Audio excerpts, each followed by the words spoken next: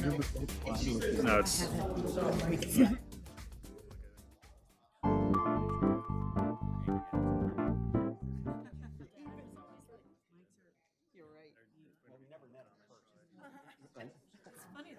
I mean, don't think.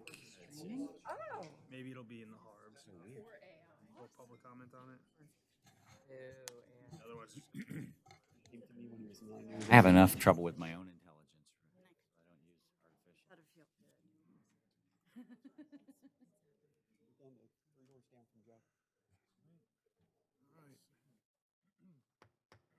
artificial. I'd like to call to order the Doylestown Borough Council meeting for Monday, April 20th. Everyone please rise for the Pledge of Allegiance. I pledge allegiance to the flag of the United States of America and to the republic for which it stands, one nation, under God, indivisible, with liberty and justice for all. We have a special presentation tonight, Madam Mayor.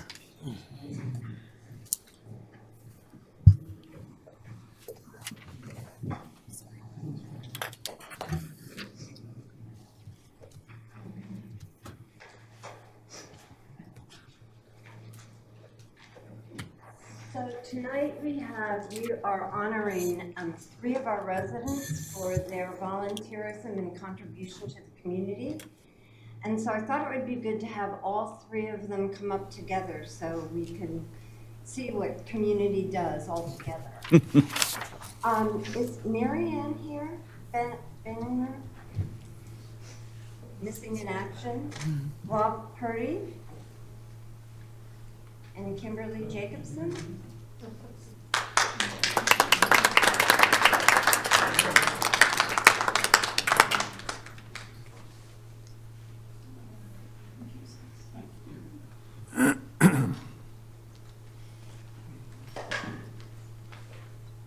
So thank you. So Mary Ann, who is obviously missing in action, is being honored for her work on the Planning Commission. Apparently she was appointed to the Planning Commission specifically for the reason of our comprehensive plan, for which she worked 3 years on.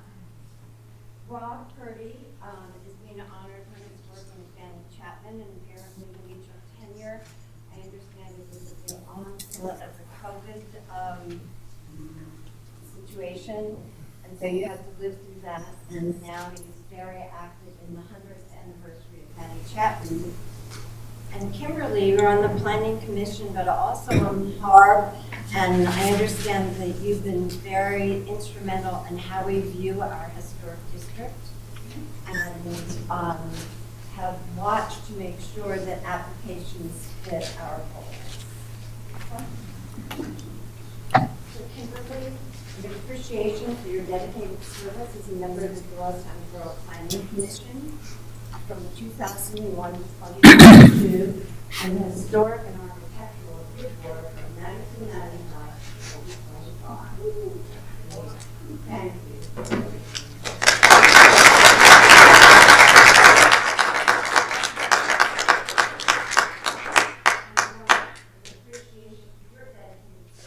Member of the Doylestown Borough and Chapman Fort Worth from 2020 to 2025. We thank you for your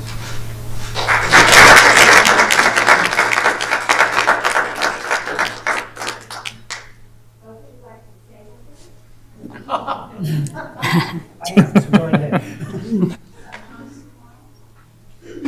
Which, first off, thank you, Mayor, and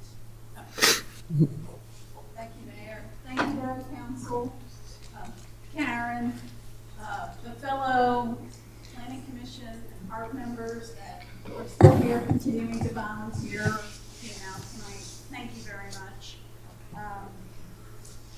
When I came to Doylestown to live, which is when I came on the HARB, I wanted to get involved and stayed a long time.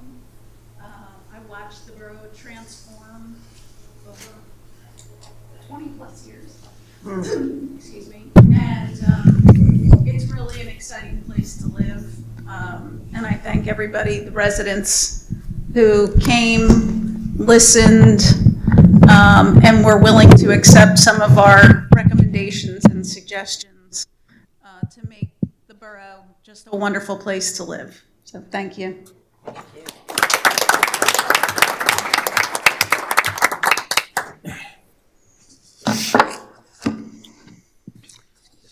I wanted to prepare some words. First, good evening. I am truly honored to stand before you tonight and accept the recognition. It means a great deal to me, not only personally, but because it represents something much larger. Something much larger than any other than one individual. It reflects the strength, the commitment, and shared purpose of this entire community. I'd like to sincerely thank the Borough Council for your continued support and belief in Fanny Chapman Swimming Pool. Your leadership and stewardship has ensured that this special place continues to serve generations of families, just as it has for so many years. To my fellow board members, past and present, this recognition is just as much yours as it is mine. It has been a privilege to work alongside each dedicated, thoughtful, and passionate individual. Everything we have accomplished has been the result of collaboration, shared ideas, and a genuine commitment to doing what is best for the community. I am a Eagle Scout. And one thing about an Eagle Scout, it says you leave the place you were better than it was. That's the creed. As a result of that, my fellow board members that I worked with have made this Fanny Chapman a better place than it was. Let's first start with a few that are here. Caroline Brinker, she's been our anchor as we've gone each time. And then I have others here tonight. Drew Sterner, the pool manager. I also will add Sherry Petrakis, the parent board. And then we have Lori Howard, Becky Masters, who's here, Amy Parenti, who's here, Dave Rickey, who's here, Brian Lang, who's traveling, Al Crack, Mike Petrakis, John West. They've all been part of it. And this 100-year commitment, which we'll talk about, you're really going to like this. We have a movie being made. It's going to be shown at the county. It's going to be long. We have a lot of information already. And Becky has designed a tile that's going to be coming out soon to celebrate the 100 year. A number of things that is going on, which you will enjoy. Over the years, I've had the opportunity to contribute in many ways, helping to strengthen our organization, improve operations, and plan for the future. But what I'm most proud of is being part of the team that is always focused on sustainability, growth, and legacy. The council, you helped me put together a legacy fund that's in place that Drew has on the website. And that is a great thing to have because it allows the parents to contribute for legacy to Fanny Chapman for any purpose of that. And finally, as we look to the 100-year anniversary, it is especially meaningful. Reaching a milestone like that doesn't happen by accident. It happens because people care. They give their time and they believe in something that will last beyond them. It has been an honor to help lead that effort and to play a small role in shaping what comes next. Finally, and I know you're ready for that, finally, I want to thank my family and friends for their support over the years. Time spent serving the community is time shared. And I couldn't have done it without them. I accept this award with gratitude, humility, and a renewed commitment to continue the work we've already started. I hope to be back next year. Thank you much, everybody.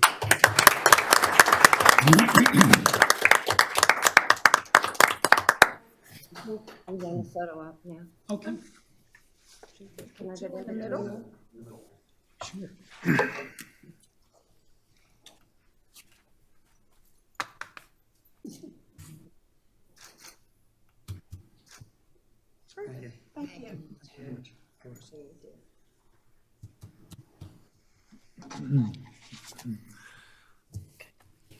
All right, the next item on our agenda is the approval of minutes from our March 16th council meeting. Do I have a motion to approve them? So moved. We have a second? Second. Second by Amy, I think. Okay.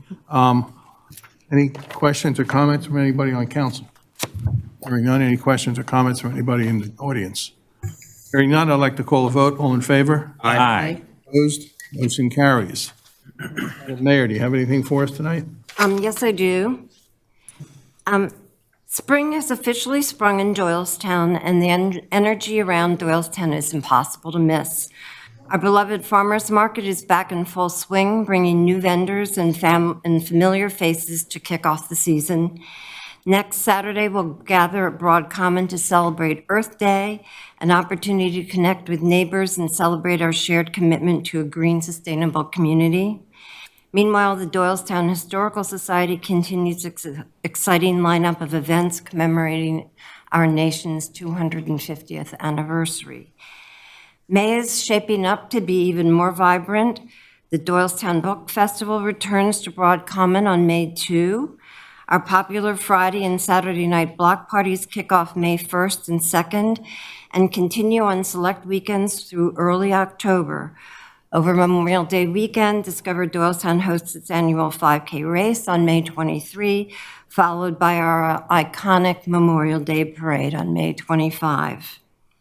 We're excited to introduce something new in May, concerts in the park at the Broad Common. It launches on May 8th and will bring live music to the park every Thursday throughout the month. Special thanks to Joe Montone and Stage United, as well as Caitlin Hernandez, for helping make Broad Common an even more vibrant gathering place for our community. These are just a few of the many events happening around town, with more on the horizon. Winter is behind us, and there's no better time to get out, get involved, and enjoy everything Doylestown has to offer.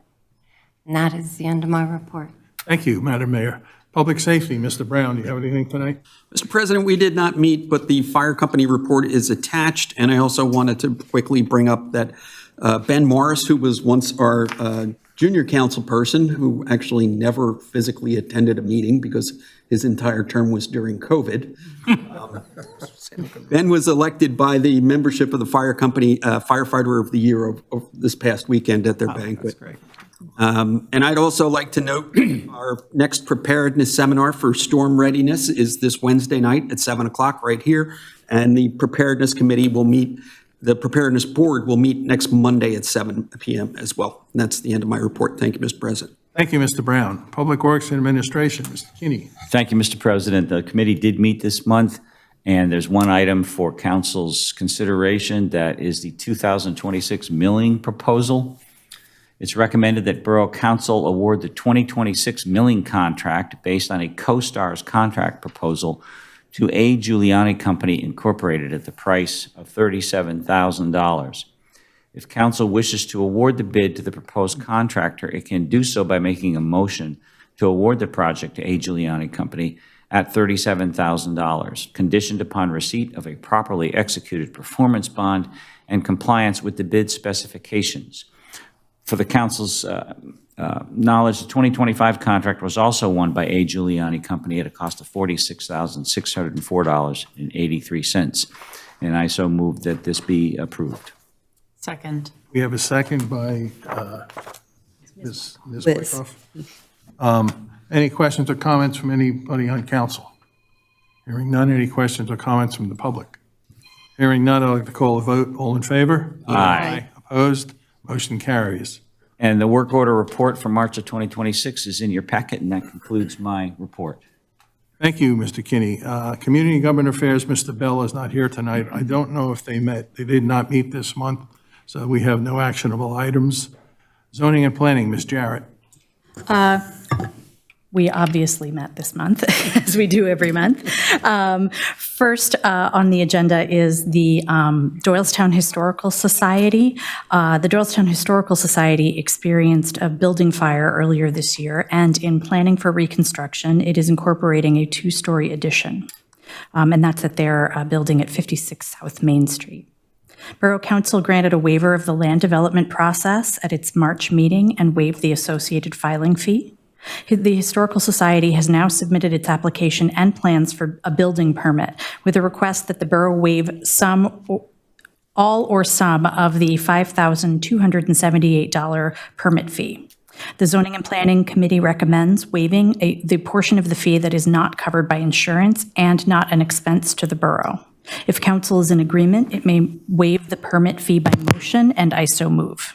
Second. We have a motion and a second by Ms. Popkin, I think? Yes. Any questions or comments from any members of council? Do we know, Ms. Jarrett, how much of the fee is covered by insurance, or do we have that? We did not know that yet. Okay. Yeah, that was unclear, so we left it in the. Okay. I can chime in there. We still don't know that. I did ask Ron Strauss to look into what that number is, and he's working on it. Yeah. Any other questions or comments from council? Hearing none, any questions or comments from any members of the public? Hearing none, I'd like to call a vote. All in favor? Aye. Opposed? Motion carries. And sorry, I jumped the list. It was just out of order in my agenda. So next, previous to that, we should have had, and we will be looking at, under the zoning and planning agenda, consideration of ordinance 2026-5, amending the zoning ordinance to define and regulate smoke shops, hookah bars, and cannabinoid retailers. That is not a great word to have to try to say. And sorry, I'm just looking for it in the list here. This one, right? 2026-5. Sorry, it was just a little out of order in my. Attached, please find the above referenced amendment to the zoning ordinance. The ordinance creates new use definitions for unregulated cannabinoid substances, retailers, regulated cannabinoid uses to the RC zoning district, and prohibits them from being located within 200 feet of a residential use or district. Hours of operation, age requirements, insurance, emergency systems, and other design standards are also addressed in the ordinance. The Zoning and Planning Committee recommends adoption of the ordinance, and if council is in agreement with the recommendation, it may do so by motion, and I so move. Second. We have a second by Mr. Kinney. Any questions or comments from any members of council? Hearing none. Any questions or comments from any members of the public? Hearing none, I'd like to call a vote. All in favor? Aye. Opposed? Motion carries. Next up, we have the Zoning Hearing Board report, which I will send over to Ms. Highland for her usual clarity. Thank you, Ms. Jarrett. The Zoning Hearing Board met last Thursday. They heard an application for 728 North Chubb Drive. The property owner was proposing an addition that would include a garage, a mudroom, and an expansion of the second floor. That application was approved. Thank you. The variances were granted. Thank you, Ms. Highland.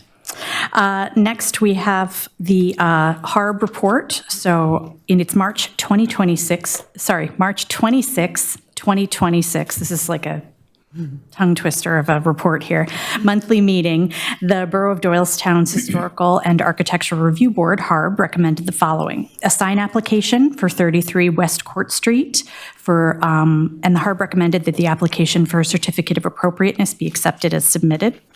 Building applications were 100 Cottage Street for windows, and the HARB recommendation that the application for a certificate of appropriateness be accepted as submitted. 49 West Court Street for a roof. The HARB recommended that the application for a certificate of appropriateness be accepted as submitted.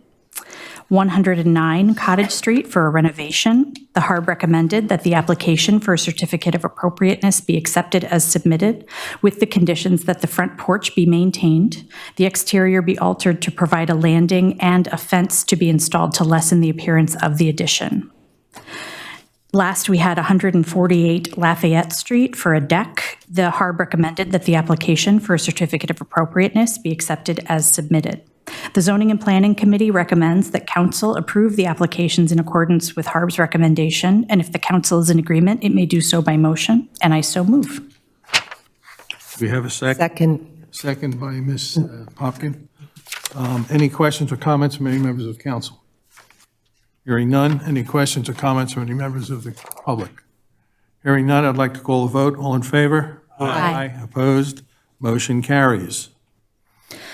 Next, we have a HARB report concerning issuance of a certificate of appropriateness, and this deals with 24 North Main Street. The Doylestown Borough Historic and Architectural Review Board had 5 meetings in accordance with the Borough of Doylestown Code of Ordinances, Chapter 4, Part 2, 206, to discuss the application submitted by Mars Investment Properties for alterations to the exterior of the building at 24 North Main Street. Proposed alterations are being implemented to accommodate 2 new apartments within the building.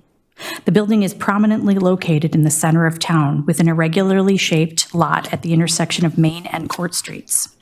All facades are visible from a public right-of-way, and as is the entirety of the roof. It's a large hipped roof. The building is classified as significant in accordance with the National Register of Historic Places. Through cooperation between the applicant and the board, the design has been refined to include appropriately scaled dormers and roofline modifications, resulting in the issuance of 2 certificates of appropriateness. Both the HARB and Borough Council have demonstrated a willingness to develop a design that meets the applicant's functional needs while maintaining the nature of the historic district. The HARB reviewed the application in its meetings in July 2025, August 2025, October 2025, January 2026, and February 2026. The HARB recommended approval of the design for the eastern Court Street and northern Point facades in August 2025, and for the eastern or Main Street facade and southern facade in October 2025. The final design element is the roofing material, which was not introduced as part of the scope until the October 2025 meeting. Although earlier design presentations indicated that the roofing material would be replaced with slate as needed to match the existing slate, the applicant subsequently amended the application to include the use of asphalt shingles, claiming that slate is cost prohibitive. The HARB informed the applicant that the subject building is significant to the district and that the roof is a character-defining element and the asphalt shingles are not appropriate. In accordance with the Borough of Doylestown's Code of Ordinances, Chapter 4, Part 2, 208, the board advises that the applicant that a synthetic slate roofing system, particularly newer generations of these systems, would be appropriate and would protect the distinctive historic character of the historic district. The applicant, in February 18th, 2026, document titled Technical Assessment of Terminal Structure Failure and Material Compatibility Analysis. And in discussion at the February 26, 2026 HARB meeting, was unwilling to accept the change recommended by the board, and it is therefore that the HARB's recommendation that the issuance of a certificate of appropriateness be refused. A copy of the HARB's report is attached with the application. The Zoning and Planning Committee recommends that council disapprove the application for reasons cited herein and the HARB's report. The committee further recommends that council follow HARB's recommendation to accept synthetic polymer slate roofing for protecting the distinctive historic character of the district. If council is in agreement, it may do so by motion, and I so move. We have a motion. Do we have a second? Second. Second by Mr. Brown. Oh, excuse me for a minute. We're still, no, you'll get a chance to speak. Excuse me for a minute. Yes. Any comments from any members of council? Hearing none. Any questions or comments from the public? My name is Steve Harris. Can you step up to the microphone? Yeah, please. Thank you. Sorry for the inconvenience, but the one out here was not working, so. My name's Steve Harris. I'm the attorney that represents Mars Investment Properties, and we're here to make a presentation regarding the application that we believe Borough Council should approve. As you know, HARB's is a recommendation. The final decision is up to the council, and the council has the discretion to either approve or disapprove of Harb's recommendation and issue the certificate of appropriateness. I've got a court reporter here this evening. I have 3 witnesses that I'd like to call to explain why we believe that a certificate of appropriateness for the roof in question is in fact appropriate and should be granted.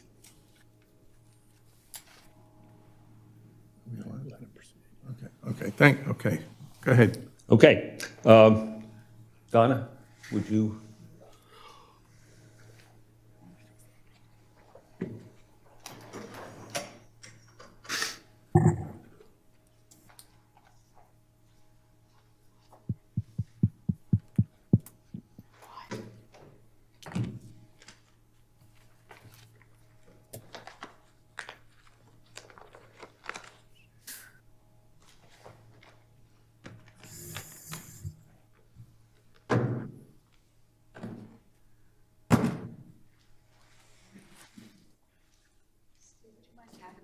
That mic there, just to make sure it's working. You know, the one on Oh, the one on the desk. the table there, yeah. No, it's not. Perfect. Are they both on? Thank you.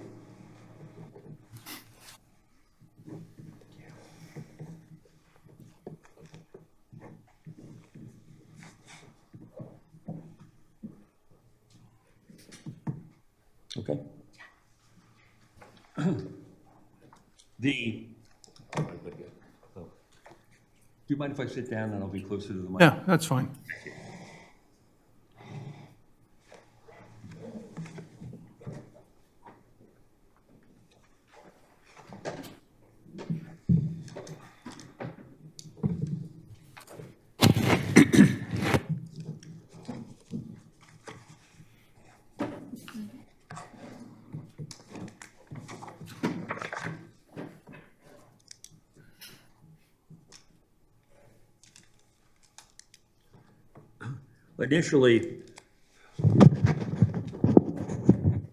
Initially, each one of you has a copy of the the report of the Planning and Zoning Department to the council, which was prepared by Karen Highland. And if you look at the report, you'll notice that the first item behind the report is the recommendation of the Historical Architectural Review Board and its recommendation that the certificate of appropriateness be denied. You'll note that under item C, a list of surrounding structures describing their general appearance or exterior characteristics does not in fact include such a list, and we will be providing one this evening, which will demonstrate that every one of the surrounding properties where a slate roof has been approved, or replaced, I should say, it's been replaced by an asphalt shingle, and not only, and what we're calling an entry-level asphalt shingle, your basic everyday slap it on the roof asphalt shingle. Nobody's been required to replace it with slate or artificial slate. The second, or the next document in that is the certificate of appropriateness that was granted for the dormers. And I want to emphasize that the issue, and it's quite correct, as Ms. Wyckoff, sorry, it's Ms. Wyckoff, no, yes, no, Ms. Jarrett read. The issue of the roof did not come up until the October meeting, and the reason for that was that we didn't go up and make an inspection of the roof to be able to add the dormers And it wasn't until Mr. Creighton, who's sitting here to my left, and he'll explain it, went up and examined the roof that we were advised that the roof is in a condition of failure and has to be replaced regardless of whether dormers are added. So we'll explain that. And his report is in this packet, along with some photographs. So that's the reason that we're including that report. Now, this really isn't a hearing in the technical sense of a hearing.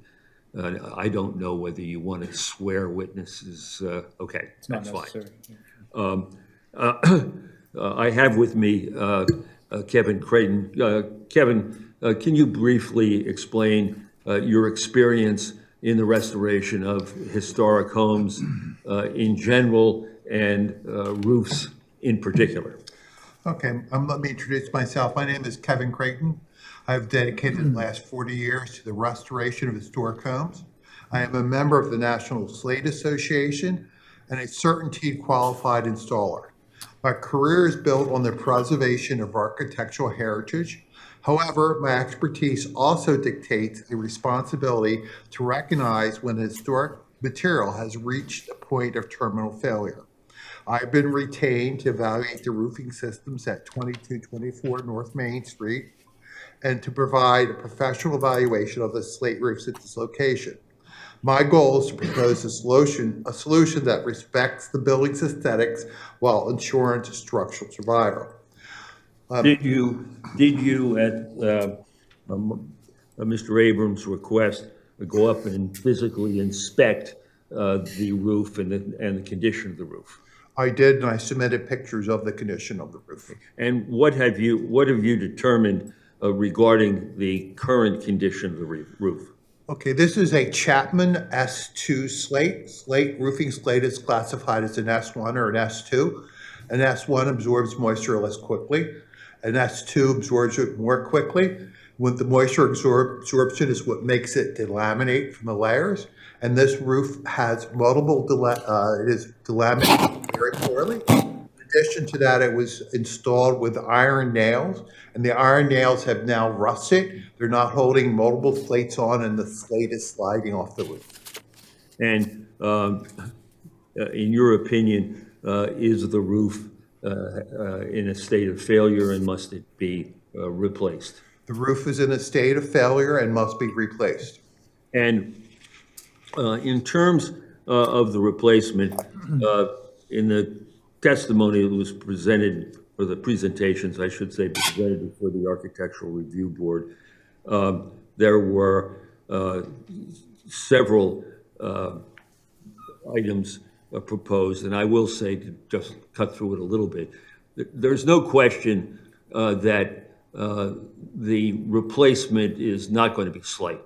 That issue has been resolved by the Historic Architectural Review Board, and the issue between the Historic Architectural Review Board and the applicant is whether it is going to be replaced with a synthetic slate, or it's going to be replaced with a asphalt shingle that is designed to replicate the look of slate. And so, we believe that the asphalt slate, the asphalt product that mimics slate is the one that should be reviewed. Mr. Creighton, you have substantial experience in roofing, historic roofing materials. Which material do you believe is most appropriate and why? Well, I believe that Grand Manor shingle is most appropriate. And this is the reason. Let me get to that page.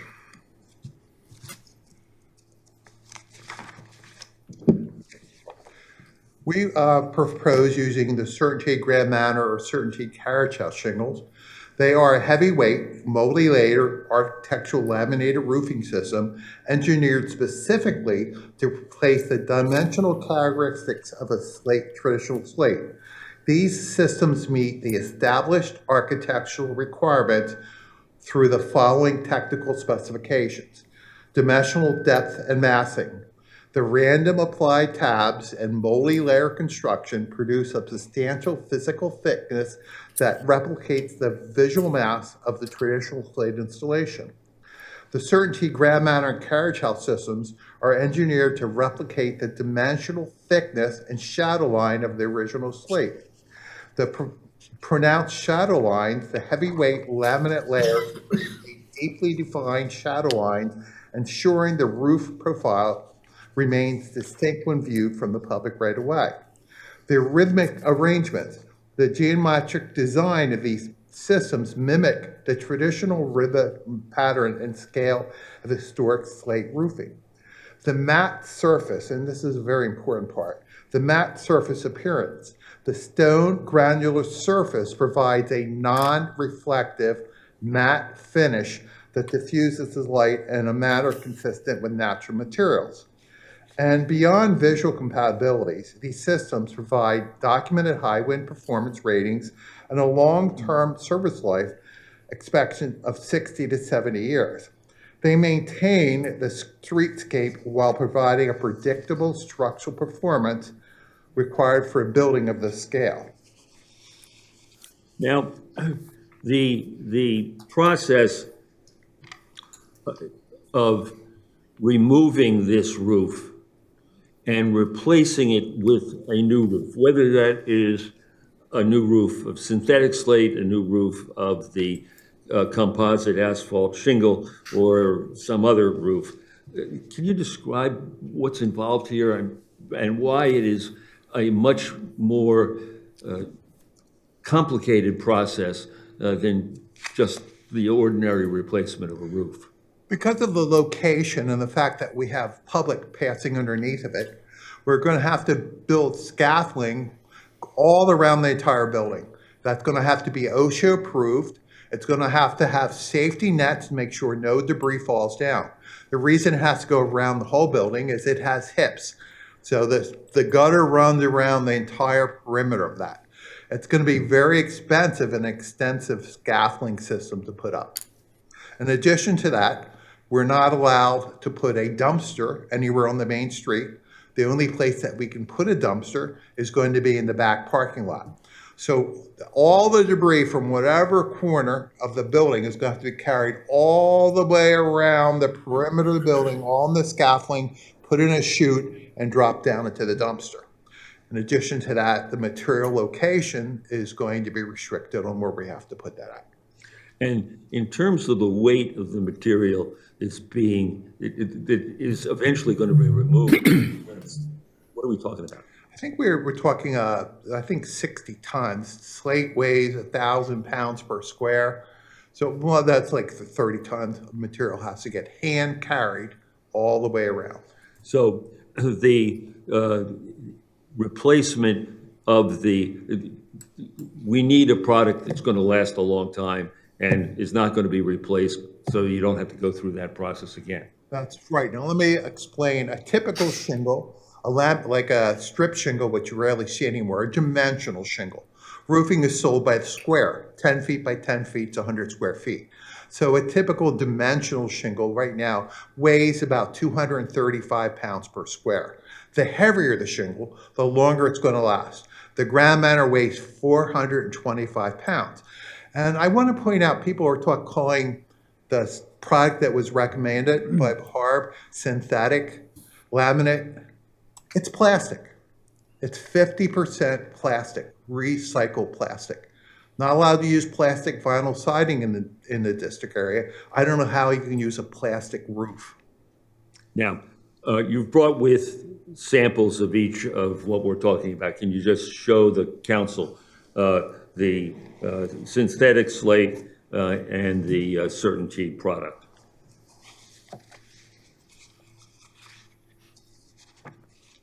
So I'm going to start with the. Do you need him to have the microphone? If he's showing it to council, he'll be picked up by the other microphones. Oh, okay.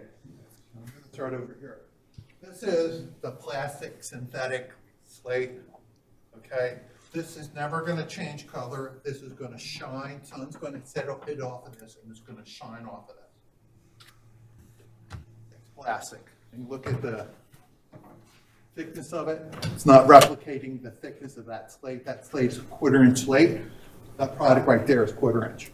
So it's gonna match the thickness of the current slate, the current product that's on the roof. And you just tap it. Plastic.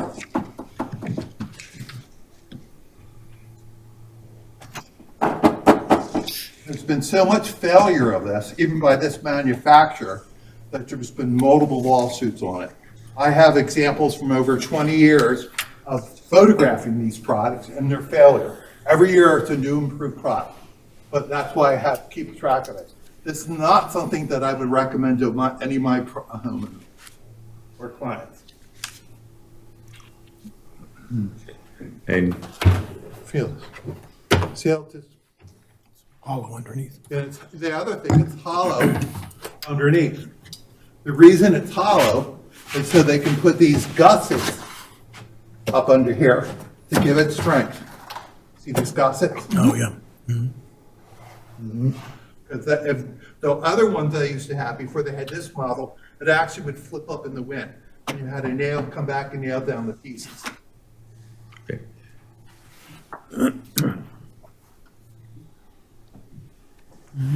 These are approximately 1/2 inch thick? Pardon me? The thickness, you talked about the thickness, these are roughly So what? this is much thicker than the existing slate that's Right. on that roof. Okay, And the reason it has to be is in order to support these gussets in the back. okay. Otherwise, this thing's gonna flap in the wind. Okay, can you show the product that we have asserted is the correct? Okay, this is a Certainteed Grand Manor, and it was invented by Michael Noon of Certainteed, based out of Valley Forge, Pennsylvania. Michael Noon lives in Wayne, Pennsylvania, and I had him in '93 as a slate client. He has a Vermont slate roof. I went over there, just a few slates missing. We got talking. He told me he designed this roof. He has the patents on this roof. And he told me he designed it based upon his own personal roof. He wanted to match his roof.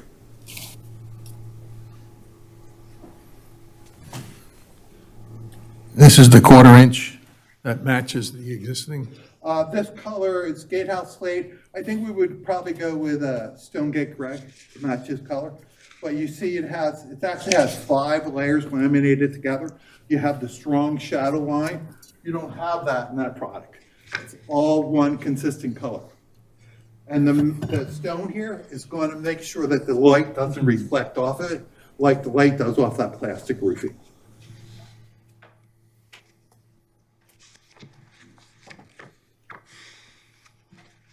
And that angle is cut there so that you can see the That angle's different cut there so you layers. can see the underlayment. Yeah, okay. But it does have these cuts like this. Yeah. They give you that dimensional appearance. And if you look, you'll see that there's extra tabs. Blue, there's an extra one right here. So that's why it's 5 layers. That's why it gives you the thickness appearance. Okay. Were these samples presented to the Harb as well, They Mr. were. Creighton? Super.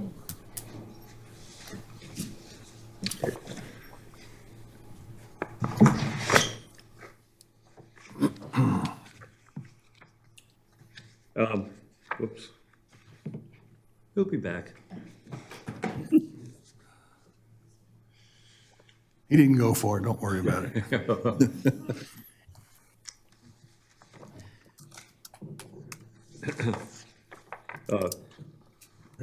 And, Mr. Creighton, the report entitled Technical Assessment of Terminal Structural Failure and Material Compatibility Analysis dated February 18, 2026. Did you prepare that? I did prepare that. And do you stand by the conclusions in that report? I do.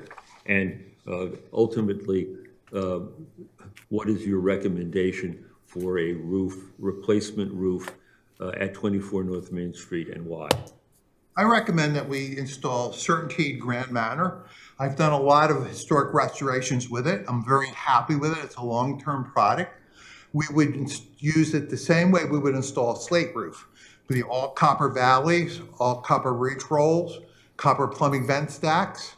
It would be long-term. We have to put in new copper chimney crickets, new siding. It would be a long-term product. There has been a lot of failures with that plastic slate.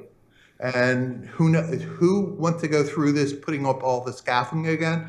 I believe the scaffolding is going to cost about $80,000. So if that fails, and I think it's only warranted for 1 year material. So, labor. After that, you have to pay the labor. So I wouldn't recommend that to anyone. I'd want to put something long-term that wouldn't have to be dealt with again. It's going to be a big disturbance to that neighborhood while we'll do this work. Does council have any questions? I have a question, Mr. Harris. Did you and Mr. Creighton make the same presentation to the HARB? I'm following up on Mr. Kinney's question earlier. That presentation we did. The same presentation you're giving us tonight? Basically, yes. They saw those products as well? Yes. Actually, more in depth, I have a PowerPoint presentation that I made showing the pictures of that house, the damage of that building, the damage of the slate, how it's failing, and then 4 or 5 different installations that I've used on historic restorations to show how it would actually look like on a building. Very similar looking to slate. There's nothing that's going to look exactly like slate, but this is a great long-term product for slate roof replacement. What is the approximate lifespan, to your knowledge, of the product? But what is the approximate lifespan of the Certainty? Somewhere around 60 years. It was Michael Noon invented it in 1990, so it hasn't been the 60 years. But they're, again, based upon the weight, since it weighs 425 pounds per square. They're thinking that it's going to last that long period of time. They call it a lifetime warranty, but they call it most shingles lifetime warranty now. They're looking at like 50 years, but the manufacturer really feel 60 to 70 years. Mr. Creighton, I have a couple of questions. In your presentation, which is in our packet, you note the additional cost of slate over the proposed premium shingles is approximately $275,000, but you also, I believe, testified that slate's not available anymore, the type of slate that would go on, that potentially could go on this roof. Am I correct or not correct? You are correct. This slate was Chapman slate. It was quarried out of Lehigh, Pennsylvania. That exact slate's no longer available that would match that. So are you talking about a different type of slate for the cost comparison? There would be something closest to that would be North Country slate from Quebec, Canada. It does have some of the stripes in it. But if we were going to go with a black slate, something similar to that, we would use Spanish slate, and that's where I was looking at the pricing. So using Spanish slate would be approximately $275,000 over the cost of the the Grand Manor that you're recommending. Is that correct? Okay. Correct. You also note in your presentation, I just want to make sure that I'm understanding this, that you mentioned 2 types of shingles. You mentioned Certainty Carriage House and Certainty Grand Manor. Can you explain the difference between those? Yes, I have a carriage house with me, so I'll show you that, and I'll explain that reason.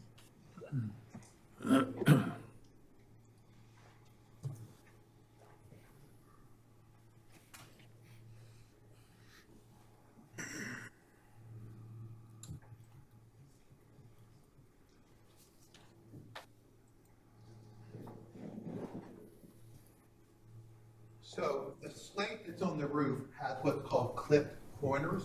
It's not a rectangular slate. It has corners like this.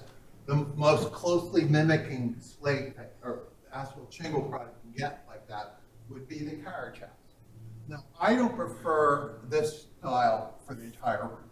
This is better for an accent strip. If you've ever looked at a slate roof that has 4 or 5 courses of a clipped corner and with rectangular, just as a detail, they might go up. That's what I prefer. I think this is too busy for the entire roof. Again, I just like this for accents. You can see that. They also call that fishtail sometimes, instead of clip corners. So, So your recommendation is actually both types of shingles, but you would use this type of shingle in only a certain aspect of the roof, is that correct? well, actually, I don't recommend this for this roof at all. The I only see. reason I mention it is in case Harb wanted to have a clipped corner product. Right. So I brought this. My recommendation would be just go with all Grand Mount, So all Grandmaster, so this wouldn't be part of the roof at all? not at all. If I recall, when you showed the Grandmaster, it also has, it's not square or doesn't rectangular, have- it has kind of a clip to it, Yeah. does it not? Yeah, this is a much bigger. That's a much bigger clip? Yeah. I see. All right, Great for accent, but not for the whole roof. thank you.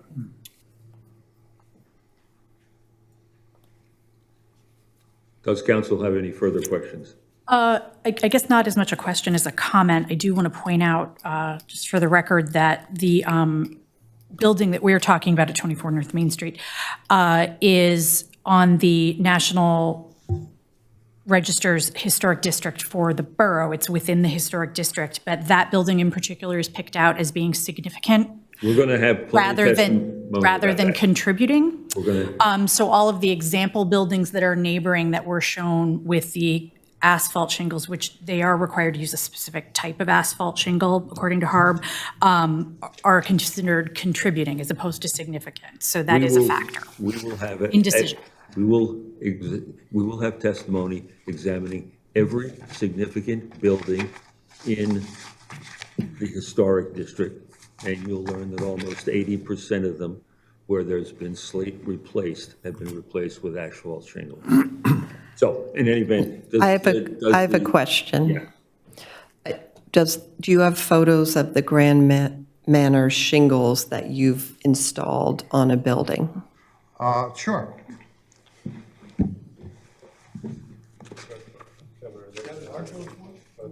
They're right there. Back down a little bit. So make it a little bit smaller. So here, this is all Grand Manor here. This is a coal gutter, like the coal gutter we'll be putting on. We always use the copper plumbing vent stack. Everything's done just like we would do a slate roof. Copper valleys. If we can go to the next. This is a combination that I did here, as I mentioned in the, how I like to use the accent strip. So I did the Grand Manor in the bottom. I put in 5 courses of carriage house, then Grand Manor, then I finished with carriage house on the top. Come down just a little bit. Can you zoom in a little bit? And Copper Ridge Roll, Copper Valley. If we can go to the next one.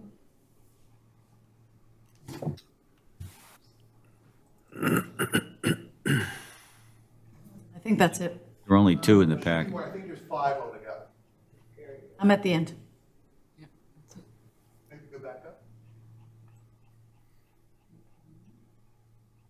Okay, can we stop here a minute? Okay, this shows the conditions of, this is a Chapman slate. You see the striations in the slate? That's the mineral, that's where the failure goes on this. And you can see how the roof, the slates are falling off the roof. That's because there's iron nails and their heads are all rusted off. If we can maybe look at it a little more. And you can see the slates that are laying down in the pole gutter. But they've just fallen off. And you see this break right there, that's where the mineral broke.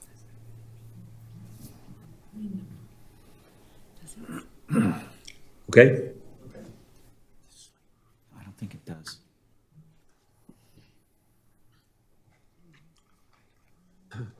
Mr. Harris, I'm sorry, quick question for you or Mr. Creighton. How old is the slate roof on 24 at this point? Do you know how old it is? It's hard to say exactly.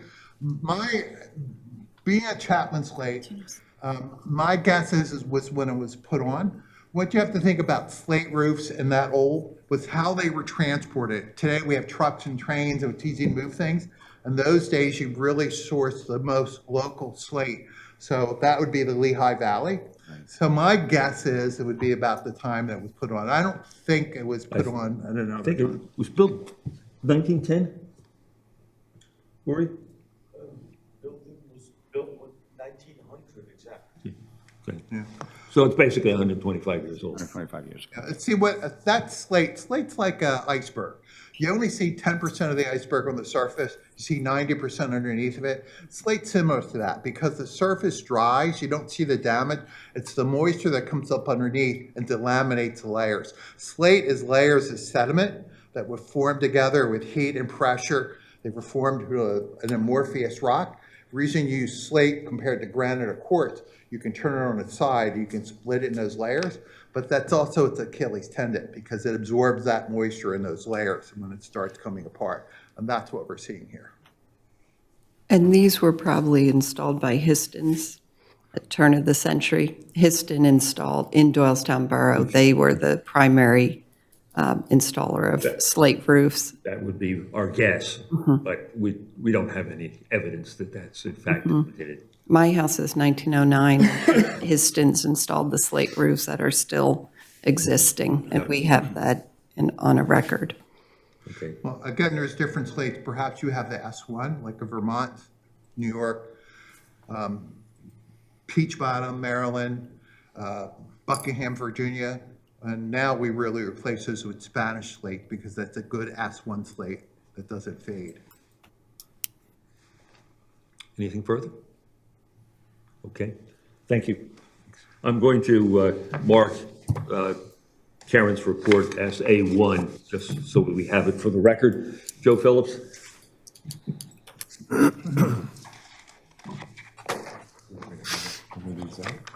Yeah. Give me one, give me two. Give me two.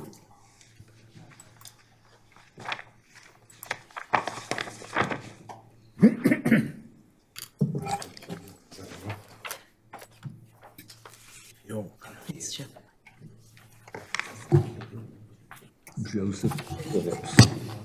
Phillips. Did you test it? Did you test it?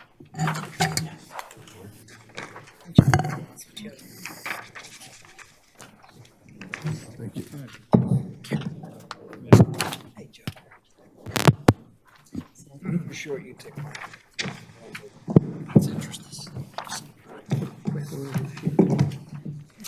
I'm sure it's fine. Here, take this We one. can share. No, I don't. We can share. I'm not gonna vote.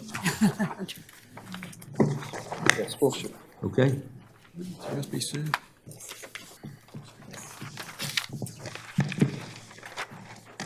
And for the record, the photos that have been passed out, I'm going to mark the top one A2A, the second one A2B, and the third one A2C. Mr. Phillips, would you state your full name, your occupation, and by whom you're employed? My name is Joe Phillips. I'm an architect with Phillips and Donovan Architects. And first of all, with regard to your background, as an architect, do you serve on any historic architectural review boards? I do. I serve as the historic officer for the city of Bethlehem. And in that regard, well, I guess I should ask, how long have you been on the City of Bethlehem Historic Architectural Review Board? Probably 12 plus years. And in that time, have you had occasion to have your recommendations overturned by City Council? Absolutely. And explain what the difference is between Harb's review and Council's review. Well, Harb's review is very focused and limited. Their task is to review and act on, the historic elements, the architectural elements of the project.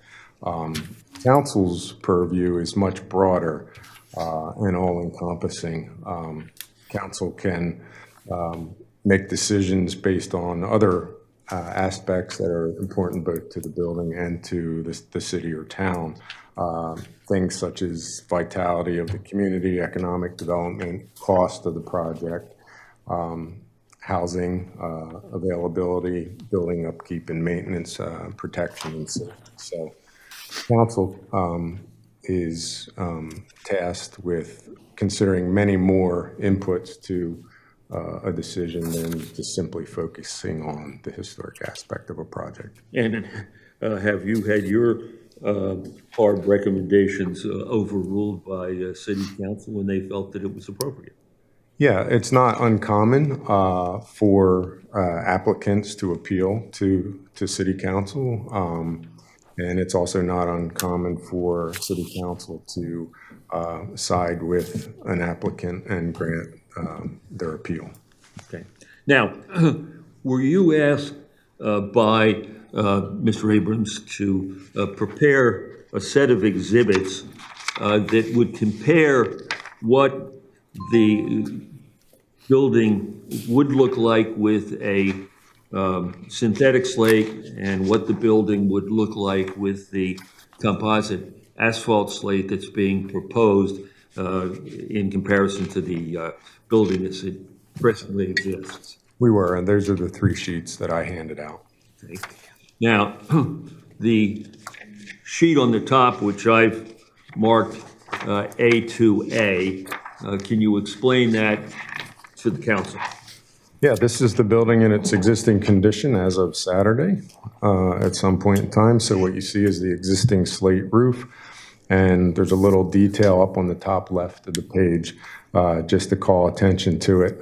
That's the larger hip kind of in the center of the page on the right side there, just to show more detail of the slate, existing slate. And then your second photograph, which I marked as A2B, what does that show? So the second photograph, right, yeah. This one, yeah. No, sorry, this Yeah. one, yep.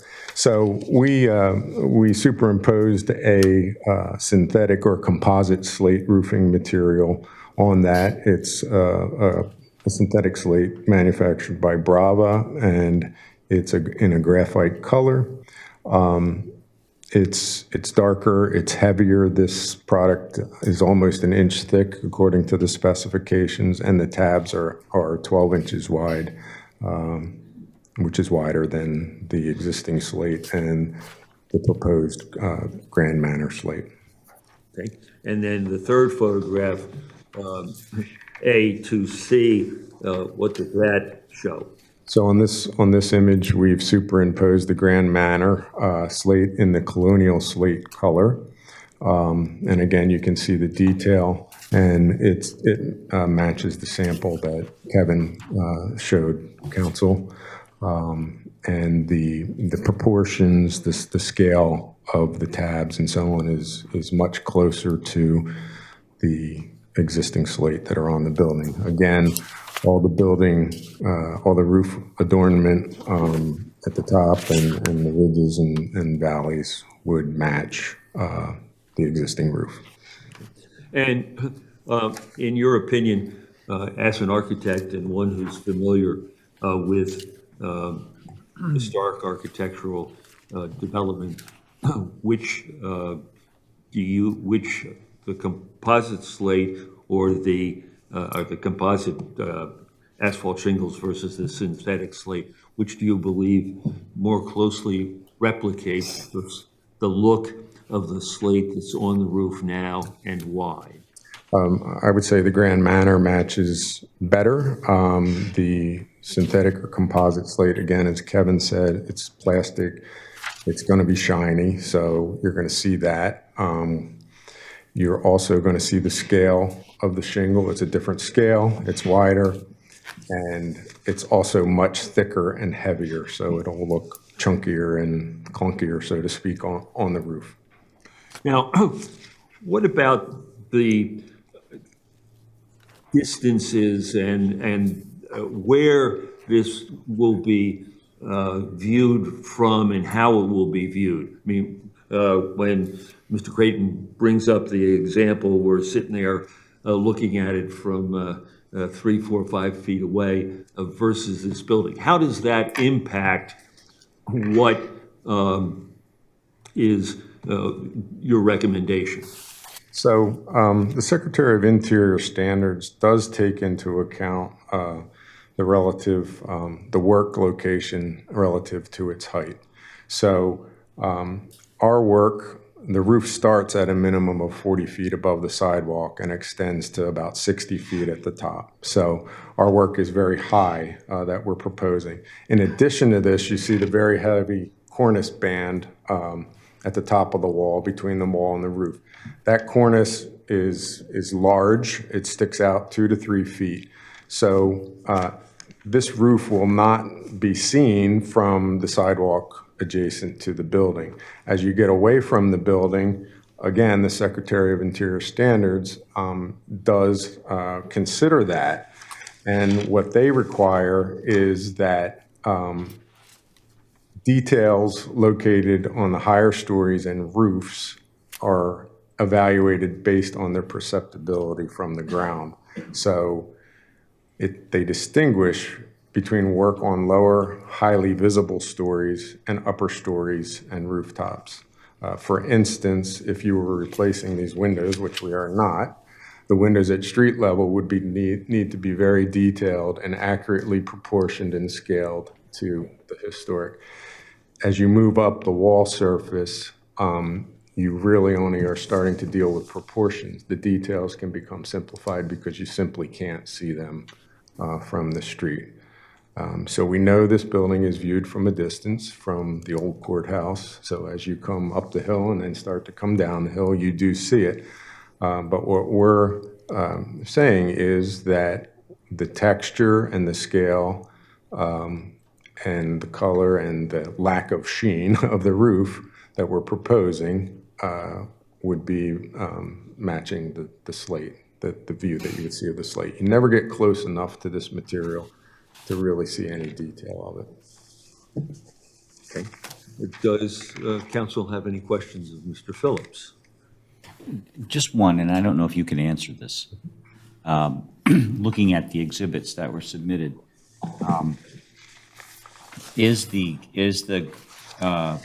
Grand Matter shingle, does it come in different colors? And you may not be able to answer, or It does. It does. Kevin would be able to tell you Right. the colors better than I, but yeah, it does come in.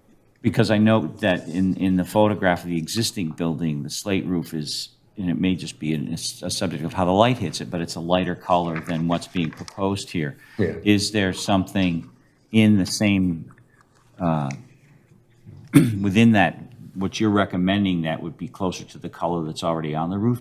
And I don't know if you know that, or if, I don't, because Mr. Creighton's gone, so he. Did he go? Yes. Okay, yeah, I don't know Okay. if he would have an opinion on it. The slate on the existing building is obviously weathered. Yeah. And was darker, so there are various colors of that Grand Manor. Okay. Thank you. Yeah, and I think the same observation is true of the synthetic slate. It's darker. Yes, that's pretty obvious, yeah. Thank you. Yep. Are there any further questions? Do you know if there's a, and it might have been in your document and I just don't remember, but do you offhand happen to know the difference in cost between the synthetic, I mean, we heard about the actual slate replacement, but if there's what's the cost differential between the synthetic and the asphalt? If I may, I have marked, and I'll mark it,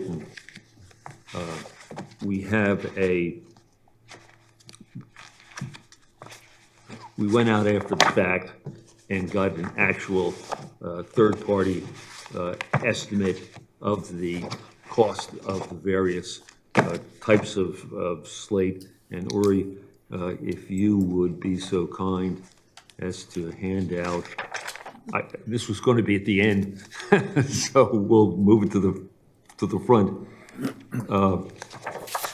Hand out that, please.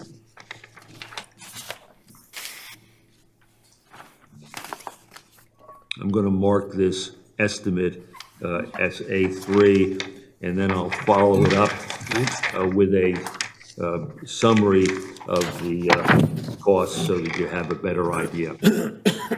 Thank you.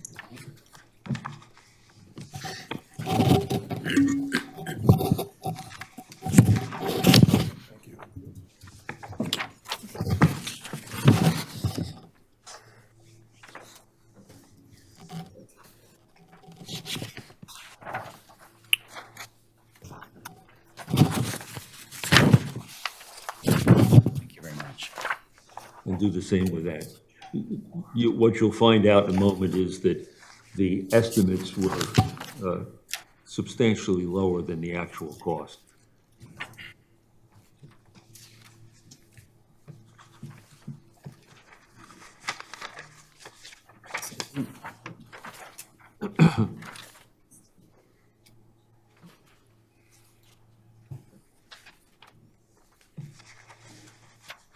This is for the Brava.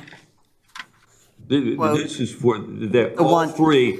The estimate is for the designer shingle that we're proposing, the synthetic slate, and actual slate, so that you can see the differences between the three. But the first one is just for, it's a quote for Brava, correct? Thank you. I believe Top it. of page 2, it says,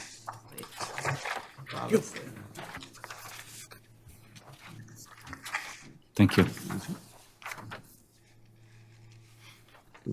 Yeah, Mr. Harris, the copy that has their letterhead, Build to Last, is for the Brava, and the second cost matrix that you passed out is just an. Oh, okay, my mistake. Yes. He gave me three different estimates. I thought he gave me three copies of the same thing. Okay. But you have the summary, and I'll provide those to Karen. Okay. But you'll see, the first column says straight roof replacement. That's just simply replacing the roof without the improvements, the dormers. So for the designer shingle that we're proposing, it's $627,910. The synthetic slate is $965,765, and the actual slate would be $1,215,512. And then the second column is what the cost would be with improvements with the dormers, and that increases each one of them about $250,000, so that the designer shingle is $877,910. The synthetic slate is $1,165,765, and the slate replacement is $1,415,512. So, as you can see, and I sincerely apologize for not understanding the estimates that Is I it was safe given. to say that this first set of sheets you handed out, which shows a total cost of $1,165,765, is representative of the synthetic slate with the roof replacement with improvements? That's correct. Okay, I just wanted to understand that. Thank you. In any event, I think what this shows is that under any scenario, this is a very expensive roof. And it's just, the designer shingle is expensive. The synthetic slate is almost $300,000 more, and the actual slate is much above that. So I hope that answered your question. Yeah, Mr. Harris, were all three of these estimates done by Build to Last by the same company? Yes. Okay.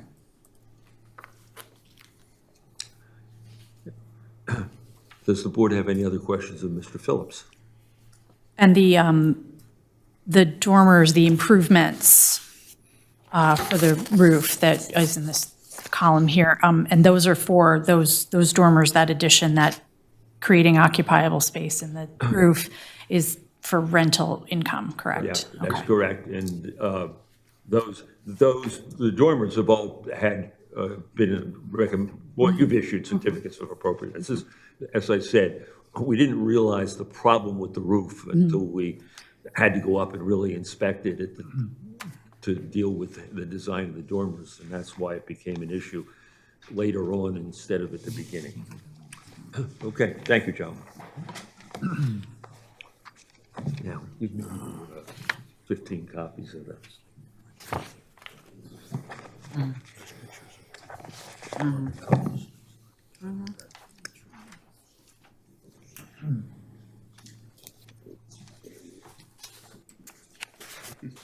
Now,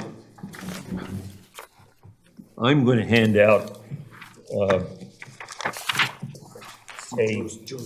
one of the issues that the board noted was that the property in question is designated as a significant property in the historic district, which it is. And if you go back and you go through the, you can follow along. Application and the approved application, you'll find that there are actually 57 properties in the borough historic district that are listed as being significant as opposed to being contributing or non-contributing. So because the issue of significant buildings is raised in the A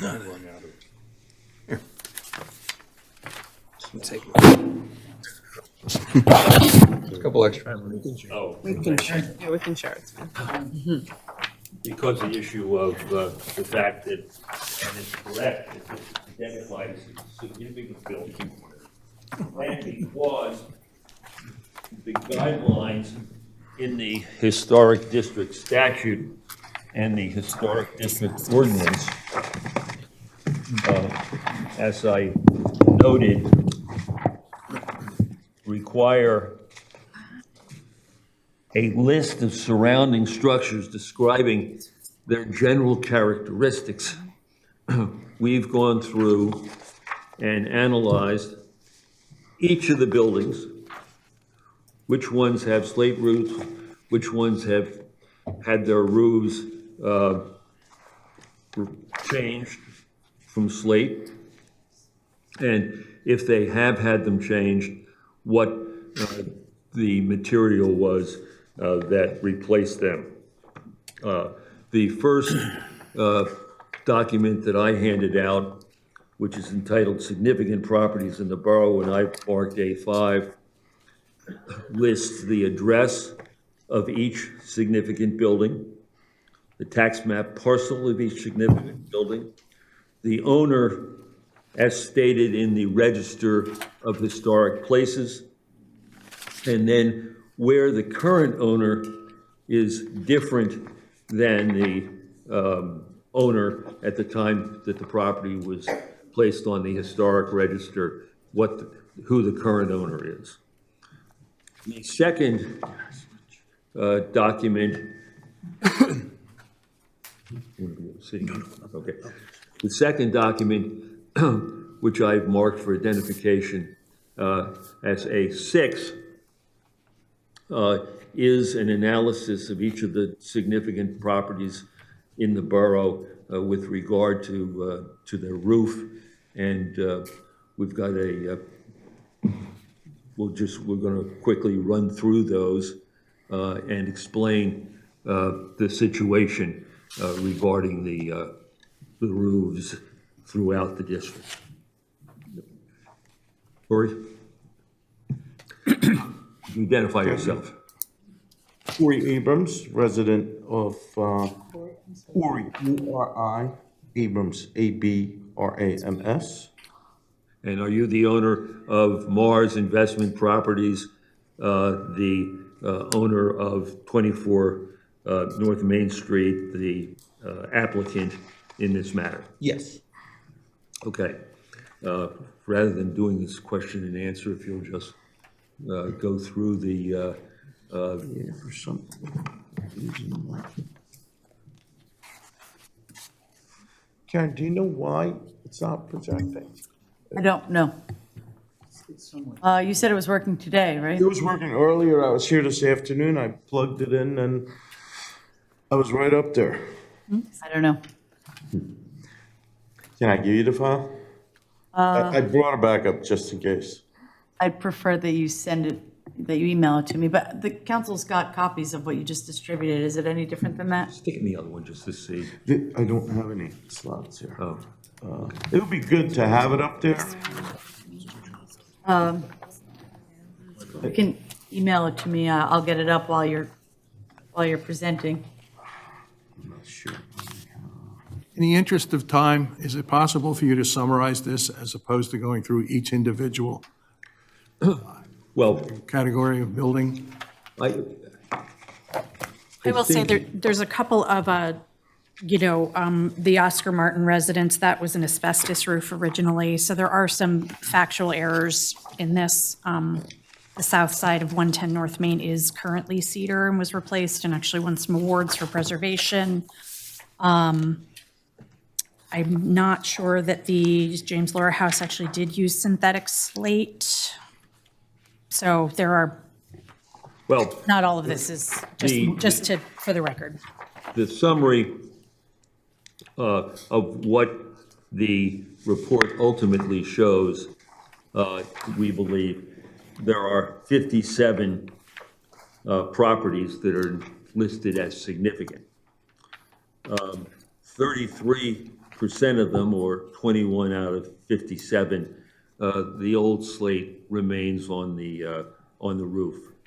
64% of the properties have roof or siding replaced, and that's 36 out of 57. Of the roofs that are replaced, 78% of them are not slate or synthetic slate material. They're asphalt shingles, rubber or metal roofs. That's 28 out of the 36. 22% are with synthetic slate. That's 8 out of 36. 100% of the properties retaining the original slate have porches, additions, sheds, et cetera, that have used the asphalt rather than slate. And 100% of the properties in the business district that have had slate replaced have had it replaced with ordinary asphalt shingles and or metal replacement. That's a summary of the findings of the review, which is set forth in the document that I've marked as Exhibit A7. And in the document, I'm sorry, A6. In the document that we presented as A6, you'll find that summary about 4 pages from the end of the report.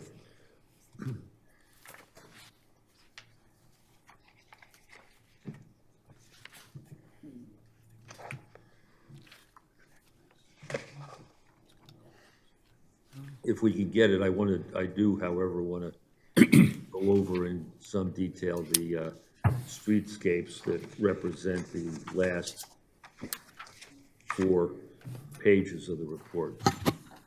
Mr. Harris, if I could Yes. ask a question while Mr. Abrams Yes. is trying to get his, on the document that has the photographs and descriptions, these don't have a page number, so I think it's 1, 2, 3, 4. It's the 6th page that shows a depiction of 10 North Main Street. Yeah, That's where the Rick Starbucks Lyons is. building. That's the Starbucks building. Yes. Right. It says the slate roof has been replaced with rubber, old slate siding remains. Okay, so are you so the whole roof structure there is rubber? No, it's a No, no, no, no. mansard roof. So No, no. there is still Mansard roof, yeah. slate. The Sorry? top would never have been slate. The flat part, Okay. the sides are called a Mansard is mansard still roof, slate. and that is still Yeah. slate, right? Okay. So it's not a siding. Yeah, that's correct. All right. That explanation is correct. So so the mansard part of this roof is the original slate for that building, is that Yes. correct? All right. Yes. Yeah, that building is unchanged.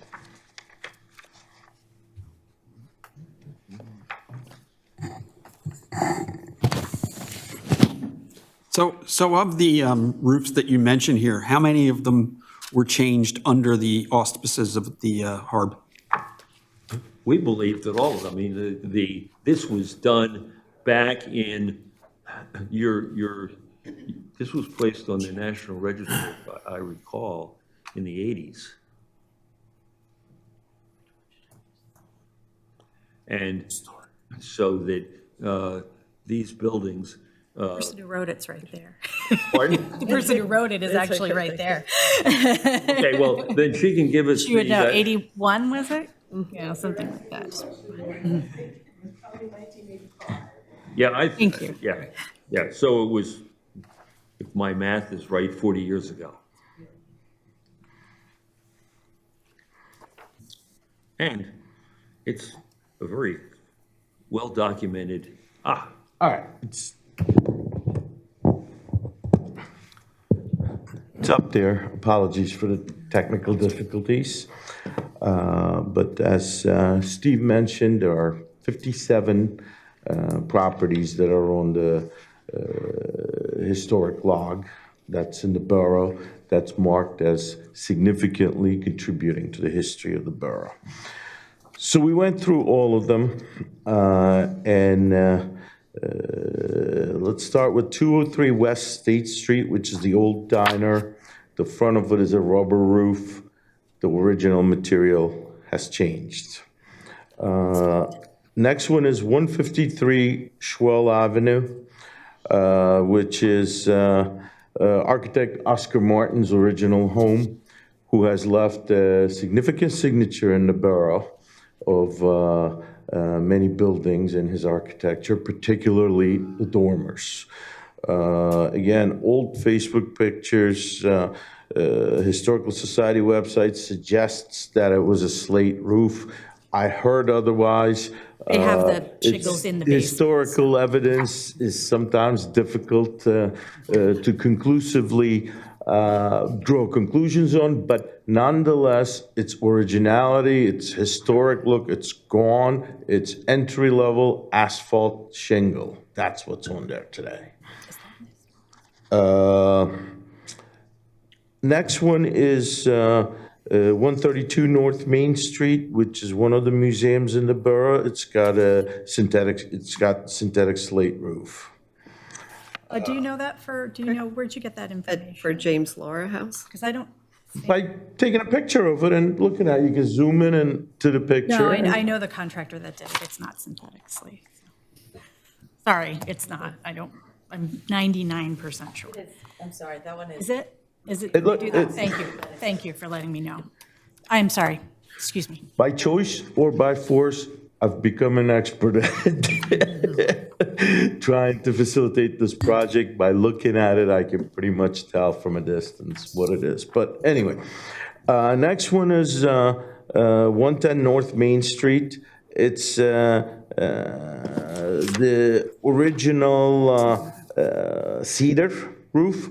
The front of it has been painted with some sort of plastic cover as a preventative. But right in the front of it, front and center on North Main Street, there's an awning that's entry-level asphalt shingle. Unfortunately, I'm not controlling it, so I can't zoom and show you. Next one is 102 North Main Street. That's the circular part of the old courthouse. That's unchanged, whatever it was. 169 North Broad, next one, slate roof has been replaced with metal. 123 North Broad, again, it's a flat roof, can't see what's on the roof, but it's an old slate on the siding that's been painted. Doylestown Cemetery has been changed to a metal roof, and also the structure on the side of it has been changed to entry-level shingle. Next one below, 43 Lafayette Street, is the church. That's entry-level shingles, slate's gone. One further down, 101 Southwest Street is currently synthetic material, synthetic slate. 154 West Oakland Avenue. The original home in the front is old slate, but it's being renovated, additions are being put on as we speak, and the project is being spearheaded by architect Ralph Fay. His sign is on the front lawn, who sits on Harb, and everything in the back in the addition is entry-level asphalt slate. I mean shingle, I stand corrected, not shingle, not slate, but asphalt shingle. This picture is taken from a public way, completely visible. Is it visible from Oakland? It's, yes, this picture you see was taken standing on West Oakland Avenue. 10 South Clinton, very big, important landmark building in our borough.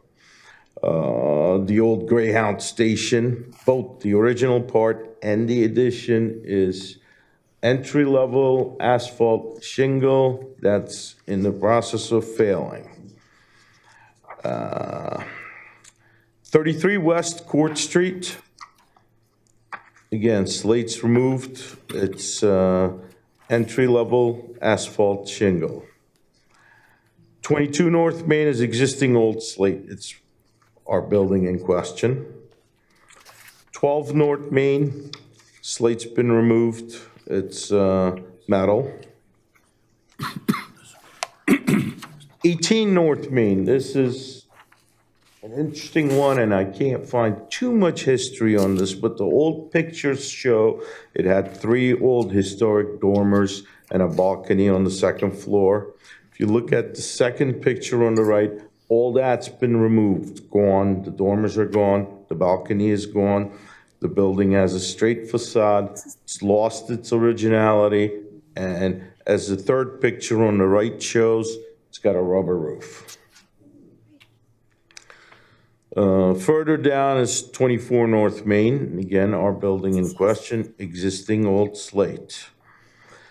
10 North Main Street, I think we just touched base on this. We consider this unchanged. We're just showing the roof as being rubber material with HVAC equipment, but the siding is unchanged. What equipment? HVAC equipment. 18 West State Street, old cedar tower remains, it's unchanged. 2 West State Street, slate's been removed, it's entry-level asphalt shingle. 30 South Main Street, slate's been removed and been replaced with a metal roof. 21 North Main Street, same, slate's been removed, it's replaced with a metal roof. 25 East State Street is old slate, the tower remains with slate. Same with 8 East Court Street, those are both unchanged with old slate.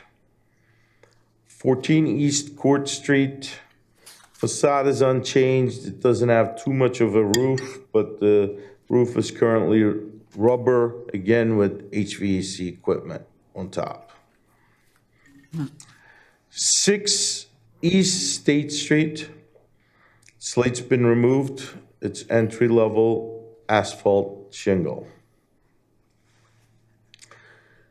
20 East State Street is the movie theater. The expansion just recently happened in the last 3-4 years. The building next to it was acquired, torn down. Movie theater was expanded. The old building was a slate roof of historical significance. It got taken down and a completely modern facade was built. Today it's got a rubber roof, again with HVAC equipment on top. 43 South Main Street, slate's been removed, replaced with asphalt shingle.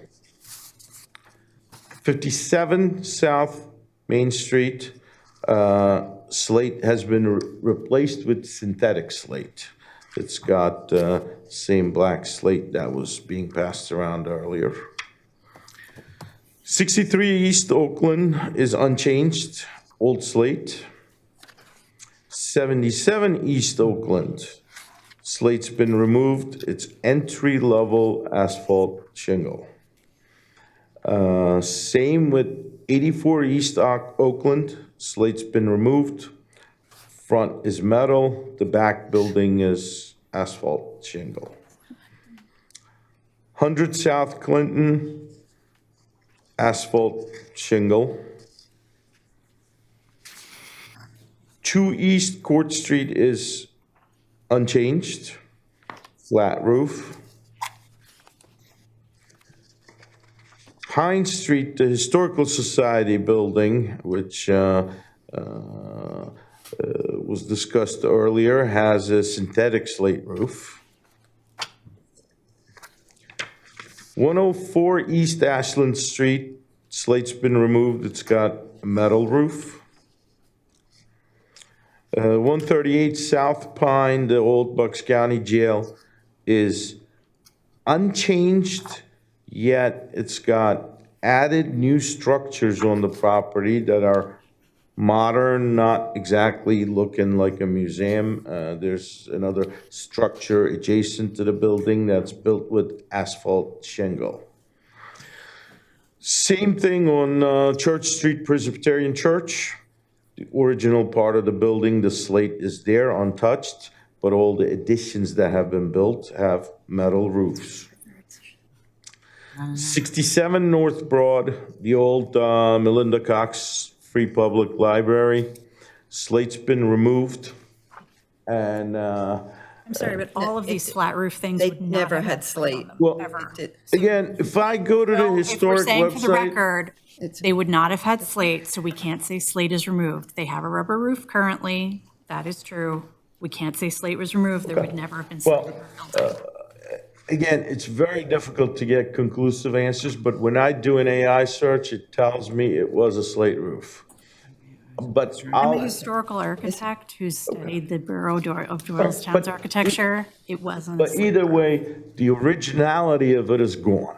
It doesn't conform to whatever the roof was hundreds No, some it years does. ago. It does. The This one building does. was put together. 67 North Now, does. additionally, this is a very interesting one. Additionally, as you can see in the picture, there's a seating deck put right on top of it that's clearly visible from a public way. We proposed to do that on top of 24 North Main with the same idea, and Harb would Not a not. flat roof. It's not a flat roof. It is a flat roof on top. Okay. Oh, top of 24 North Main has a 20 by 20 flat area. We proposed doing something similar in that area, and Harb was against it, and we conceded on that just to move the project along.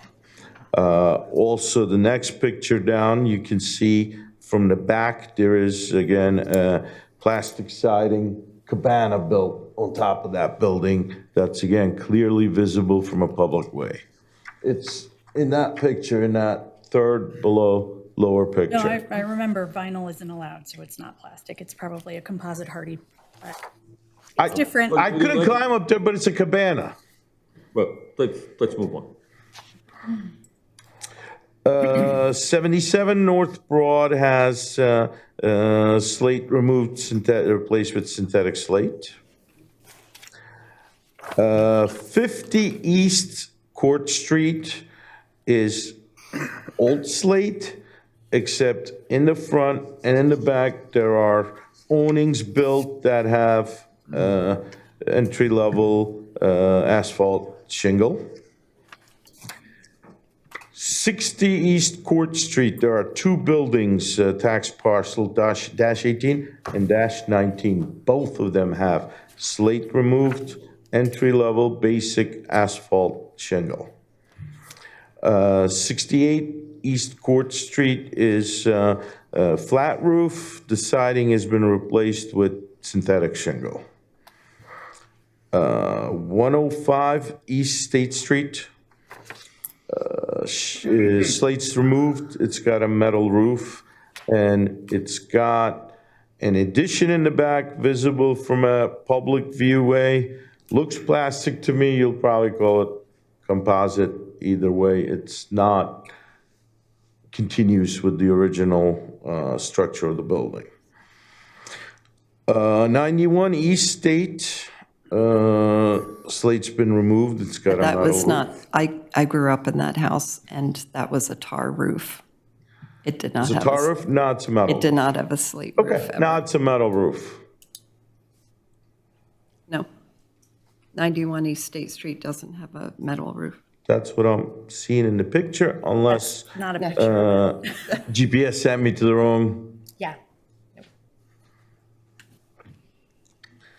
And 85 East State Street, slate's been removed, it's synthetic slate. 100 East State is old slate, has not been replaced. Salem Church on East Court Street has 2 properties, and both are listed.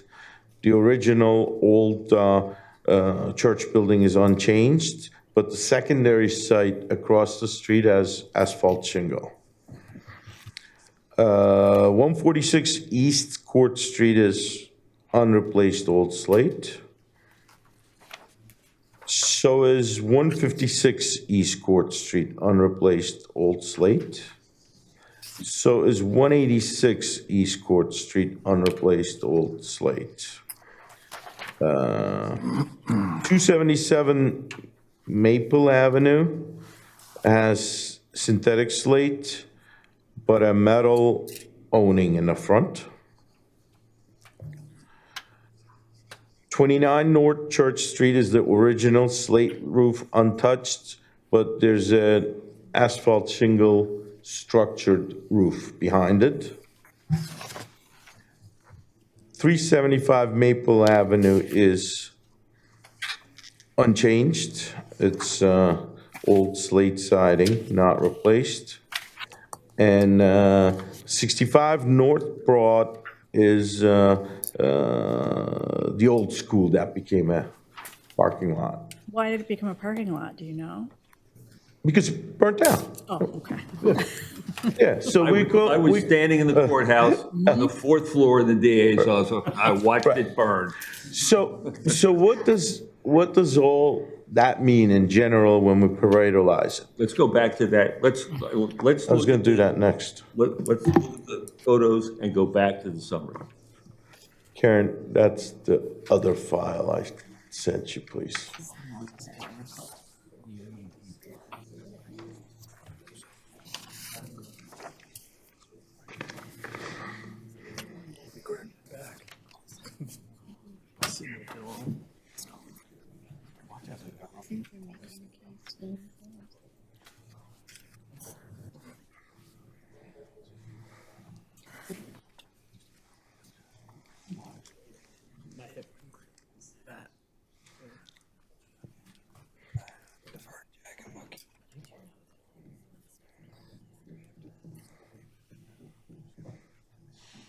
There we go. Okay. So this photograph is facing south on North Main Street. Basically, we are looking south on North Main Street at 5 points.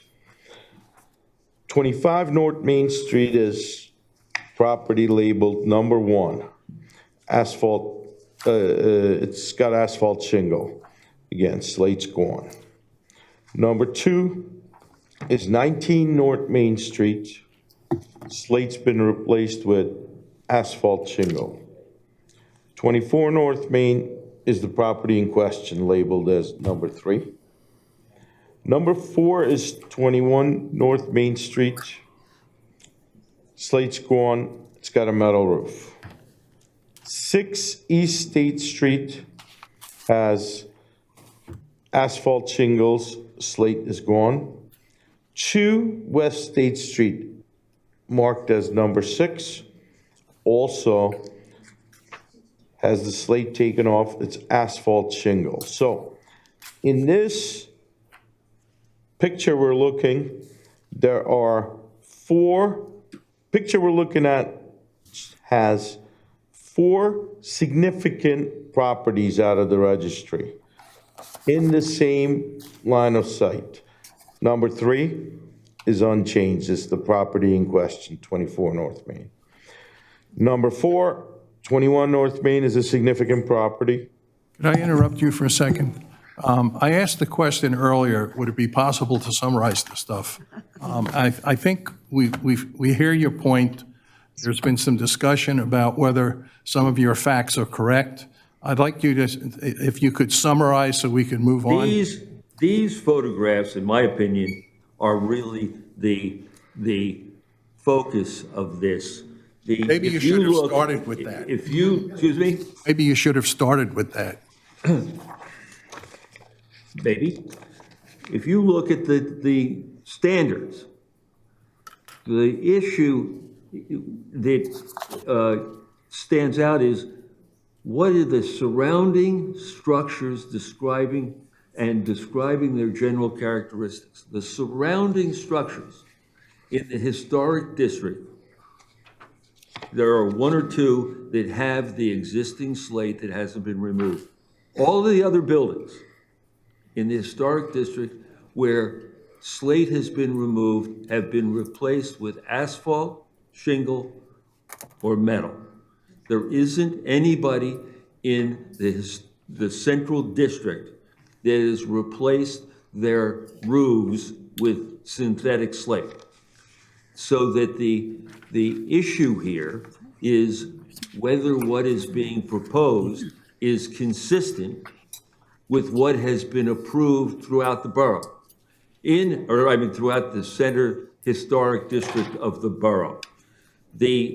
Originally, this issue came up and there was a comment like, well, that was some other board, that's not us. But that's not the way it works. The borough operates by vote of the commission, and it becomes the official act of the HARB, or it becomes the official act of council. It's not the act of some personal opinion. What we have to do is go back and look at what the character of the district in which the change is being requested. And what is being requested is consistent with all of the other buildings where slate has, well, as a matter of fact, it's not consistent because the other buildings just have what we call entry-level asphalt shingle. We're proposing, if you want, a designer shingle, a composite shingle, designed to look like slate. It is consistent with what is shown on these 4 photographs of the buildings that have been altered in the center of the historic district which surround this building. Therefore, the request that's being made is consistent with the request that has been, is consistent with the request that's being made tonight, and we would ask Borough Council to approve the use of the composite asphalt slate that we have proposed as being most consistent with the changes that have been allowed by the HARB and the Borough Council within the area of this building, and which we have demonstrated will replicate the view on of the building from the distances at which it will be viewed. There's no question that, as I said before, that the debate isn't whether you're putting slate up there or not putting slate up there. Everybody agrees that it's got to be something else, and we believe that the council should approve the use of the composite asphalt shingle for the reasons that we've outlined. Thank you for clarifying that. You're welcome. Is there any other public comment regarding this matter? Yes, ma'am. Could you come up to the microphone? Please state your name.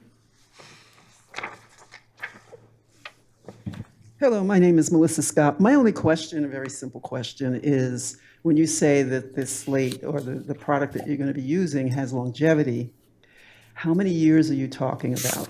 I did my roof recently and I only get so many years, so I'm wondering what you're talking about. That question was asked actually by council, and the estimate was that the product being used is estimated to have a life of 60 to 70 years, which is significant in this particular application because of the fact that you have to build a scaffolding all around the building in order to be able to change the roof material. So, you know, it's not something that we want to replace every 25 years, which is sort of what the average.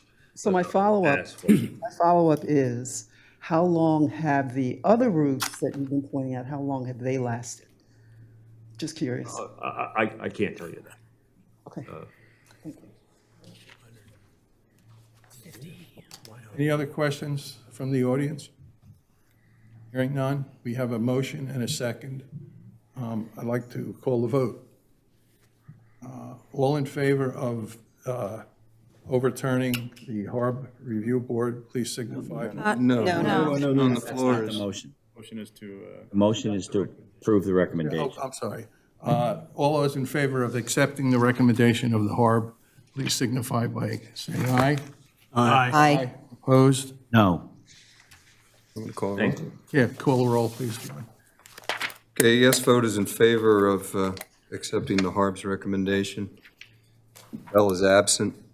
Mr. Brown? Yes. Ms. Jarrett? Yes. Mr. Kinney? No. Mr. Levrone? No. Mr. O'Brien? Yes. Mr. O'Hanlon? Yes. Ms. Popkin? Yes. Ms. Wykoff? Yes. Motion carries by a vote of 6-2 with one abstention, or with one absent. Thank you. Thank you. It'll take just a minute to get deorganized.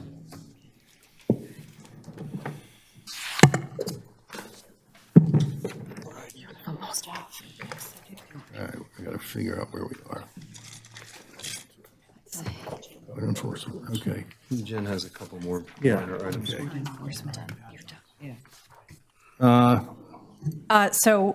Next on the agenda for zoning and planning, we have the code enforcement and building inspection reports in the packet, and that concludes my report. Thank you.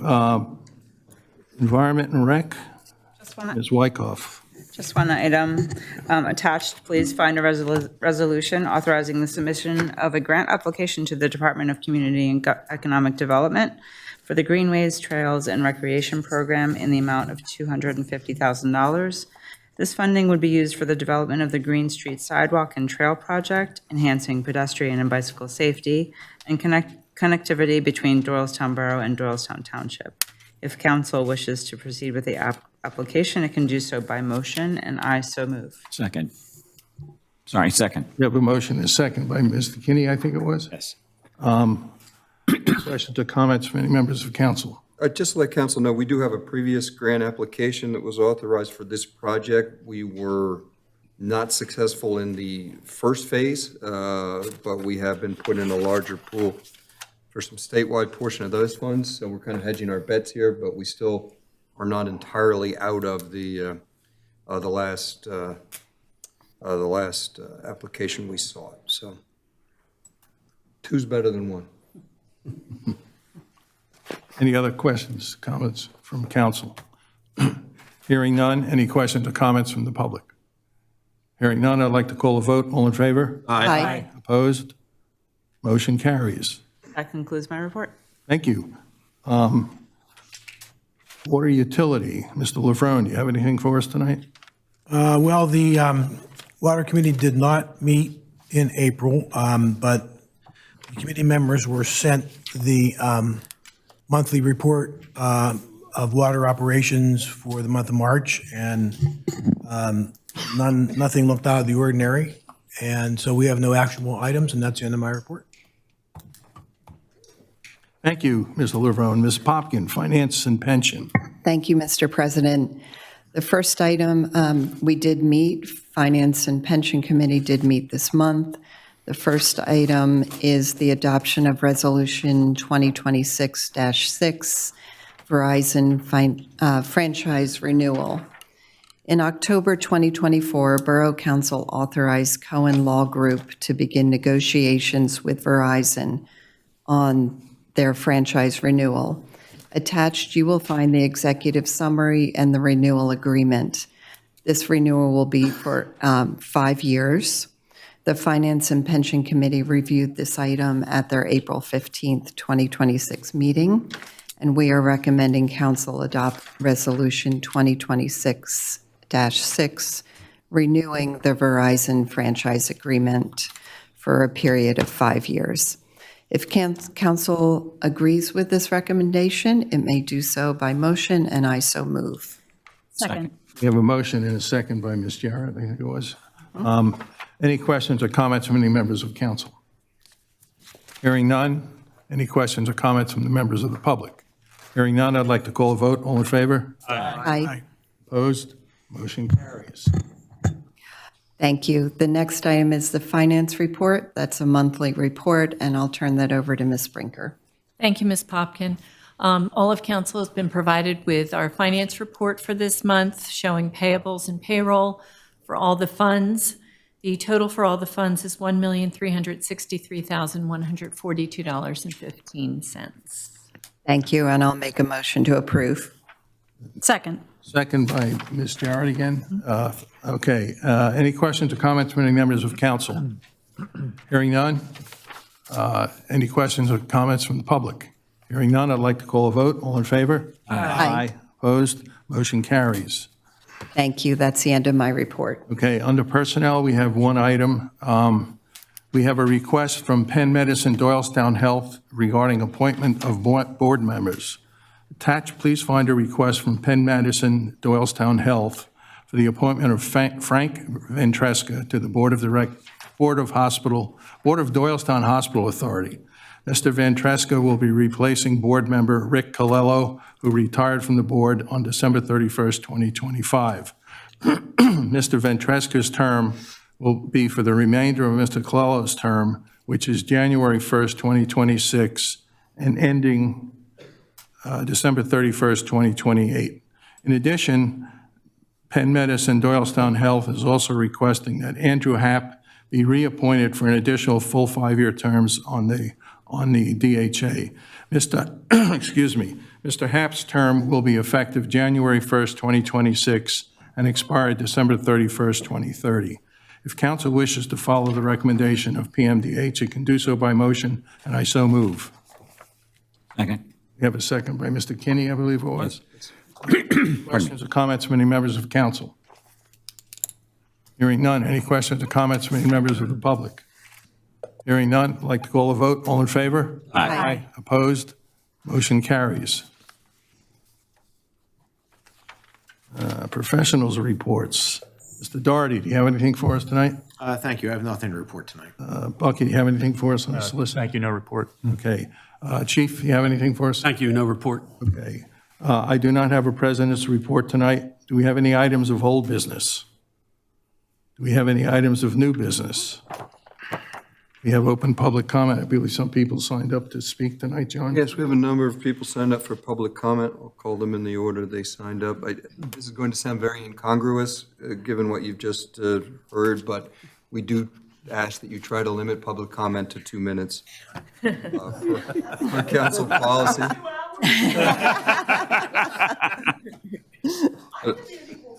Unfortunately, public comment is different than a specific agenda item. The first is Chris Valeri, Pelham Place, Buckingham. In front of you is the traffic pattern in front of the Wawa at Doylestown, and across the street is the George Art Track.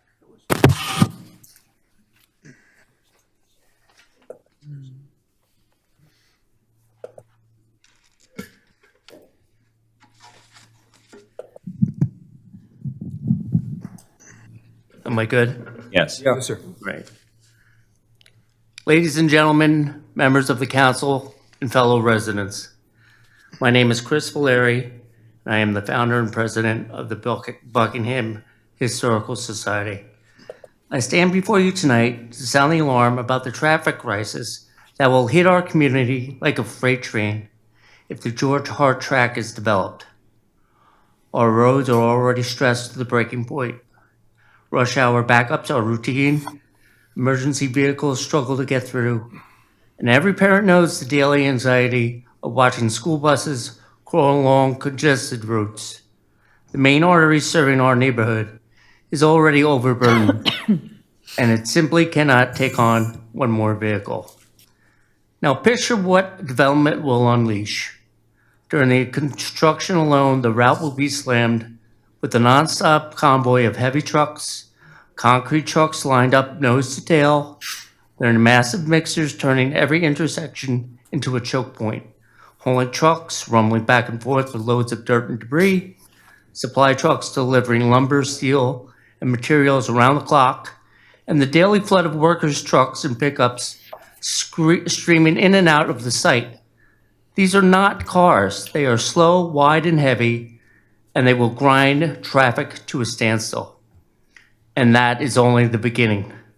Once the development opens, the same overburdened route will also absorb the new wave of resident traffic, plus even more school buses ferrying children to and from additional homes. School buses already navigate these roads at the busy. Is that time up? No. Sorry. School buses already navigate these roads at the busiest of times. Add concrete trucks, hauling trucks, supply trucks, and hundreds of workers' vehicles, and the danger multiplies instantly. The result will be gridlock, longer commutes, skyrocketing accident risks, and delayed emergency responses. Our children's buses will be sit idling in diesel fumes. Our daily lives will slow to a crawl. This is not progress. It's a recipe for chaos on a route that is already at capacity. We cannot allow the George Hart track to turn a stressed system into a paralyzed one. I urge you to reject this development until the traffic impact is truly solved, not just studied, but solved. Our safety, our time, and our children's well-being depend on it. Thank you. Thank you. If I might, just in response to that. Yeah. On behalf of Borough Council, I wrote to the Doylestown Township Board of Supervisors and Planning Commission on council's behalf in February, I believe it was, of this year, letting them know council's position was that no zoning change should be approved. First by the Planning Commission, who ultimately did approve the zoning, or recommend the zoning change, for the Board of Supervisors until the ingress and egress access to the property was determined, and a specific plan put forward such that it could be reviewed by representatives of Doylestown Borough and by the general public. And that remains council's position that no zoning change should be granted until and unless the specific access plan is made available to the public for inspection and discussion. We've reiterated that, the mayor and I, in meetings with Doylestown Township officials within the last 2 weeks, Mayor? Yeah, 2 weeks. It is our expectation, and we were informed that PennDOT's review would be completed and the plan would be presented to the general public before the time frame would place this zoning change before the township supervisors for ultimate approval, and we're hopeful that that's the case. Once that plan is submitted, we'll all have the opportunity to review that together. Doylestown Township Supervisors, Doylestown Township Planning Commission, residents of Doylestown Township, and their neighbors here in Doylestown Borough. So we will certainly make everyone aware when we do receive that plan, so everyone can have their say. But that remains council's official position on this development. Next is Edna White from Aspen Way in Doylestown.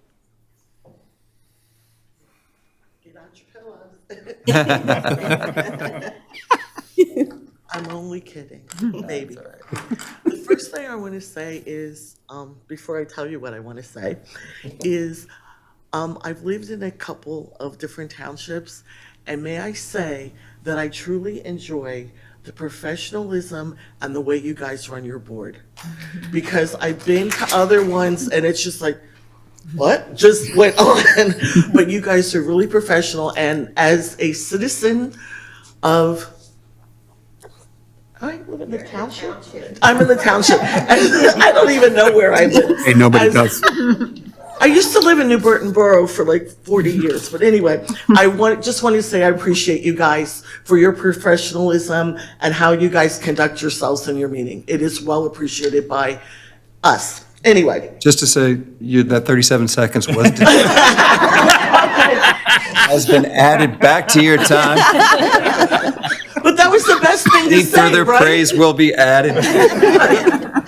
I'm sorry. I will keep my other one shorter. I am so happy to hear what you guys are saying about the Hart property, but there's a couple of things like I don't understand. Like, I understand Mr. Hart left this. Well, what does his will say? Like, are they allowed to do this? And I'm really concerned. I was looking at the Historical Society's last 990 that they filed, and like 75% of their donation goes to salaries. So like, who watches the Doylestown Historical Society? I don't know, is it part of you guys' job, or are they just out there fledgling on their own? And I'd love to know like how many plans were presented and they picked this guy, or like how did all this like happen? Let me clarify. The development and the property itself, although it borders Doylestown Borough, South Main Street on its east side is in Doylestown Borough, is in Doylestown Township. And although we share the same first name, we are completely different municipalities. The developer has had, nor has the Historical Society, have any obligation to submit anything to us. We have early on made a request to Doylestown Township's administrative staff to provide us with copies of some of the things and notices of meetings, and we have attended those meetings, but we do not have any of the information you have requested, nor are they required to submit it to us. So what can we do as citizens to help you guys not let this mess happen? The ultimate decision lies with the Board of Supervisors of Doylestown Township. Okay, so what can we do to help you guys make them understand that this is really a bad idea? I mean, I would like for grandchildren and great-grandchildren to actually know what grass and trees are and not what this is all about. Specific, and it's just, I hate to go to the Doylestown Board of Supervisors meetings. Okay, we do that. When this is on the agenda specifically. Ultimately, the decision whether or not to change the zoning is a fundamentally discretionary one on behalf of the supervisors, and it is their call. As I said, this council has made them aware of our concerns, our specific concerns, but ultimately it is their decision. Okay, thank you. You're welcome. You're welcome. Thank you. No, thank you. For 38 seconds. Uh-oh, the clock's in trouble here. Doreen Stratton, Ashland Street. Oh, boy. Go up. I'm back. Can you hear me? Absolutely. First of all, thank you for the copy of the letter, John, that you sent over across the street, over across the holler to the township. As a resident of the borough and a longtime resident of the borough, I like to think of myself as being an old townie, having been here for my family over 100 years. And I'm here to speak tonight to the fact that having lived here long enough to witness the loss of forest on our neighbor's land with only 24 acres left, I'm really hoping that this does not go through. We, of course, have the Lenape trail up there in front of Starbucks to acknowledge the fact that the natives, the Lenape, came through here. They came right up 611, or they came over from 202, and a lot of times they stop right up there where the fountain house is, because there was a stream. And that is where they got their water, that's where they traded. And as they were coming up the road from the ocean, because they were a nomadic tribe, they possibly and probably stopped in that woodland to rest, to shelter. And my big thing is, I'm wondering if that area, we don't believe that they are saying that they had an environmental study, but I don't think they did. I think they're telling tales out of school. So that is one of the things I have put forward to them when I spoke to them was last week, because this is going to be a horrible blitz on the borough and the township. And I'm not new to this. I wrote about this in 2024 when I first heard about the fact that they were going to get rid of the rest of that green over there. And I'm going to leave these here. I'm not going to read my statement, but I'll leave these here. And I have copies of my post in my blog, The Bucks Underground Railroad, which I did a post about this, and I connected our Lenape Trail with Lenape that lived in here thousands of years ago. And the fact that I think that there are arrowheads, a whole bunch of other stuff still over there. And it's going to it'll be gone if they put that monstrous thing up there. Thank you. Thank you. Thank you. Okay, Catherine Auerbach, Center Road, Tinicum.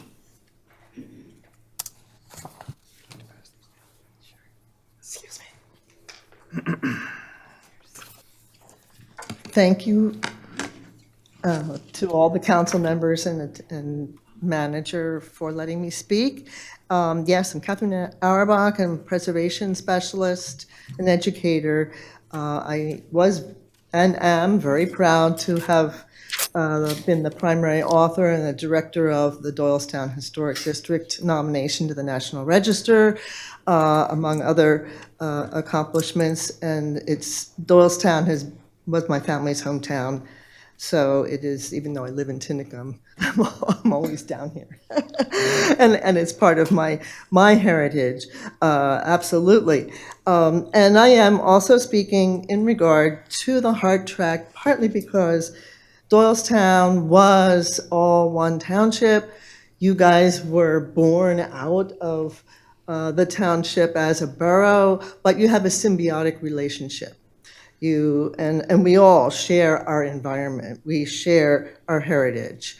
And however the mechanisms happen, the support, and certainly Mr. Davis's letter was an excellent initiation to get things going. But I think realizing and working more together, and what I wanted to ask is that you really start to get a stronger conversation going with the township. Maybe not even just on this property, but other adjoining things, because you both benefit each other. Doylestown used to be surrounded by farms. It was very defined. And we have a few tiny parcels of those farms left that really help to tell that story as well. And that's part of the borough story as well as the township. And so I want to encourage certainly the quality of life, and the natural aspects are purifying when you have the trees and the ability to absorb the water that comes down off the hill to Underhill Farm, as the Hart Tract was known. So it serves many things that the borough benefits from in providing you with a sound buffer with clean air and clean water. Certainly, the safety issues that were discussed earlier are incredible, and the fact that the township is entertaining an amendment that would reduce the number of access points for that property and other properties in the township, and would increase the impervious surface to 40% from 20%, is not benefiting the borough or the township, and it certainly doesn't benefit us as citizens. So these are the issues, the points that are in that amendment are very serious, and they're serious things that I would hope you may feel strongly to, again, address in the letter to the township, that these are not constructive ideas and changes that are for the benefit of all. And they claim that the amendment is to preserve the buildings. They're doing this to preserve the, there's nothing written in there that is specific to preserving the buildings. There's nothing requiring easements. There's nothing with penalties if they harm the buildings. So those are things that, keeping in mind on that site, which is a very incredible historic property, but their arguments are not substantiated by that amendment. So I would ask that the council and the manager and the commissions extend an offer to work with Doylestown Township to coordinate planning for the benefit of everybody. And I would ask the borough, if you can, to gather community leaders of the township and the borough to seek better solutions to truly preserve that property and the others, because their changes are going to apply to the Burpee Fort Hook Farm. They could apply to Font Hill, depending on certain circumstances. So it is not just the Hart Tract, but I think it's important because you're all in it together, that you would help. And then maybe actually send a clear message that the proposed zoning amendment works against the duty of municipalities, all municipalities, to uphold the Pennsylvania State Constitution, Article 1, Section 27, that states that people have a right to clean air, water, and to the preservation of natural, historic, and aesthetic environment, and for generations yet to come. So thank you. Thank you.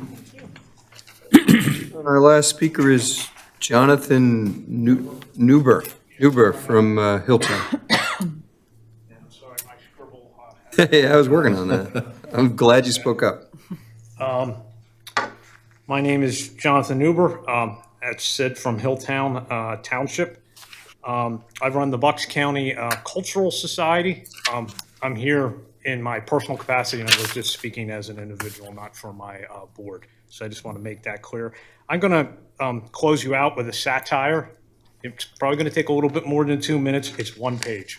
That's it. I'm going to try to get through it very quickly. But in there, you'll probably get that I want to see more community inclusivity and safety. This is in reference to the Hart Tract, which other people have been talking about. I was at the township meeting in Doylestown, and I voiced concerns that they're in the March 12th minutes, viewing that lives are on the line because of what's being proposed if it eventually takes its form. Anyway, I'll read this. Keep in mind it's a satire, but in satire, most people will say there is some element of truth. So here I go. The Board of Trustees, a satire. Bucks County Historical Society is the place to be. Can't you see? We're changing things around a bit, just replacing the mission with the man so we can continue to sit. No one needs to complain. You should all stop that annoying refrain. The Hart Tract was such a drag. Ditching that non-performing asset for cash allows us to brag. More money to run through as we ride out the clock and ply our trade and paper over all those mistakes we made. The endowment will now be fine. That historic property away we have signed. Now more development can come into Doylestown. We can show them tax dollars and business abound. Those long-term liabilities for services and such, well, with them the county and township will be stuck. For between colleagues and friends, we have cleverly devised a plan so ingenious it must be divine. Don't worry about this getting out. Sticking the real bill to the county and township for our strategic shift. We will not flout. Those folks are too occupied to understand our connections will make it hand over fist to the development of this land. And for our services, opportunity awaits. For people we know will eventually partake in new residences that would never have been greenlighted had we followed the mission statement and practiced appropriate fiscal stewardship of that outdated estate. But the traffic flow, we don't worry if it will be too fast or slow. Yes, the new development will leave the area teed up for more accidents, but everybody knows you have to break a few eggs to make an omelet. Now go and stop those moral dissidents. What is an accident or two or three? After all, the county seat is so crowded, we need to set some people free. Nothing new to see here. Just let me know what else you want to take. For genuine concern, we have evolved to fake. Just look around. Just look at our land acknowledgement statement the public has come to believe. It's the perfect cover for the millionaire's residences our heroic builder has conceived. What? You disagree? That cannot be. We don't hire stupid people here. I wrote the book, so you have nothing to fear. Just sit back and enjoy the ride. Attend our beer fest and cocktails at the castle with pride.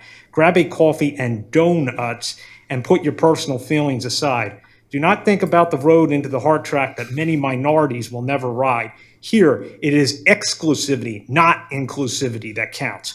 We do not ask or tell. We just support the proper build and asking amount. You know we need these kinds of donors for our institution's longevity. All others we can pay lip service to with brevity. Now relax and know that some historic structures are set to be preserved. For those of certain backgrounds, a view within a short walk will still be observed.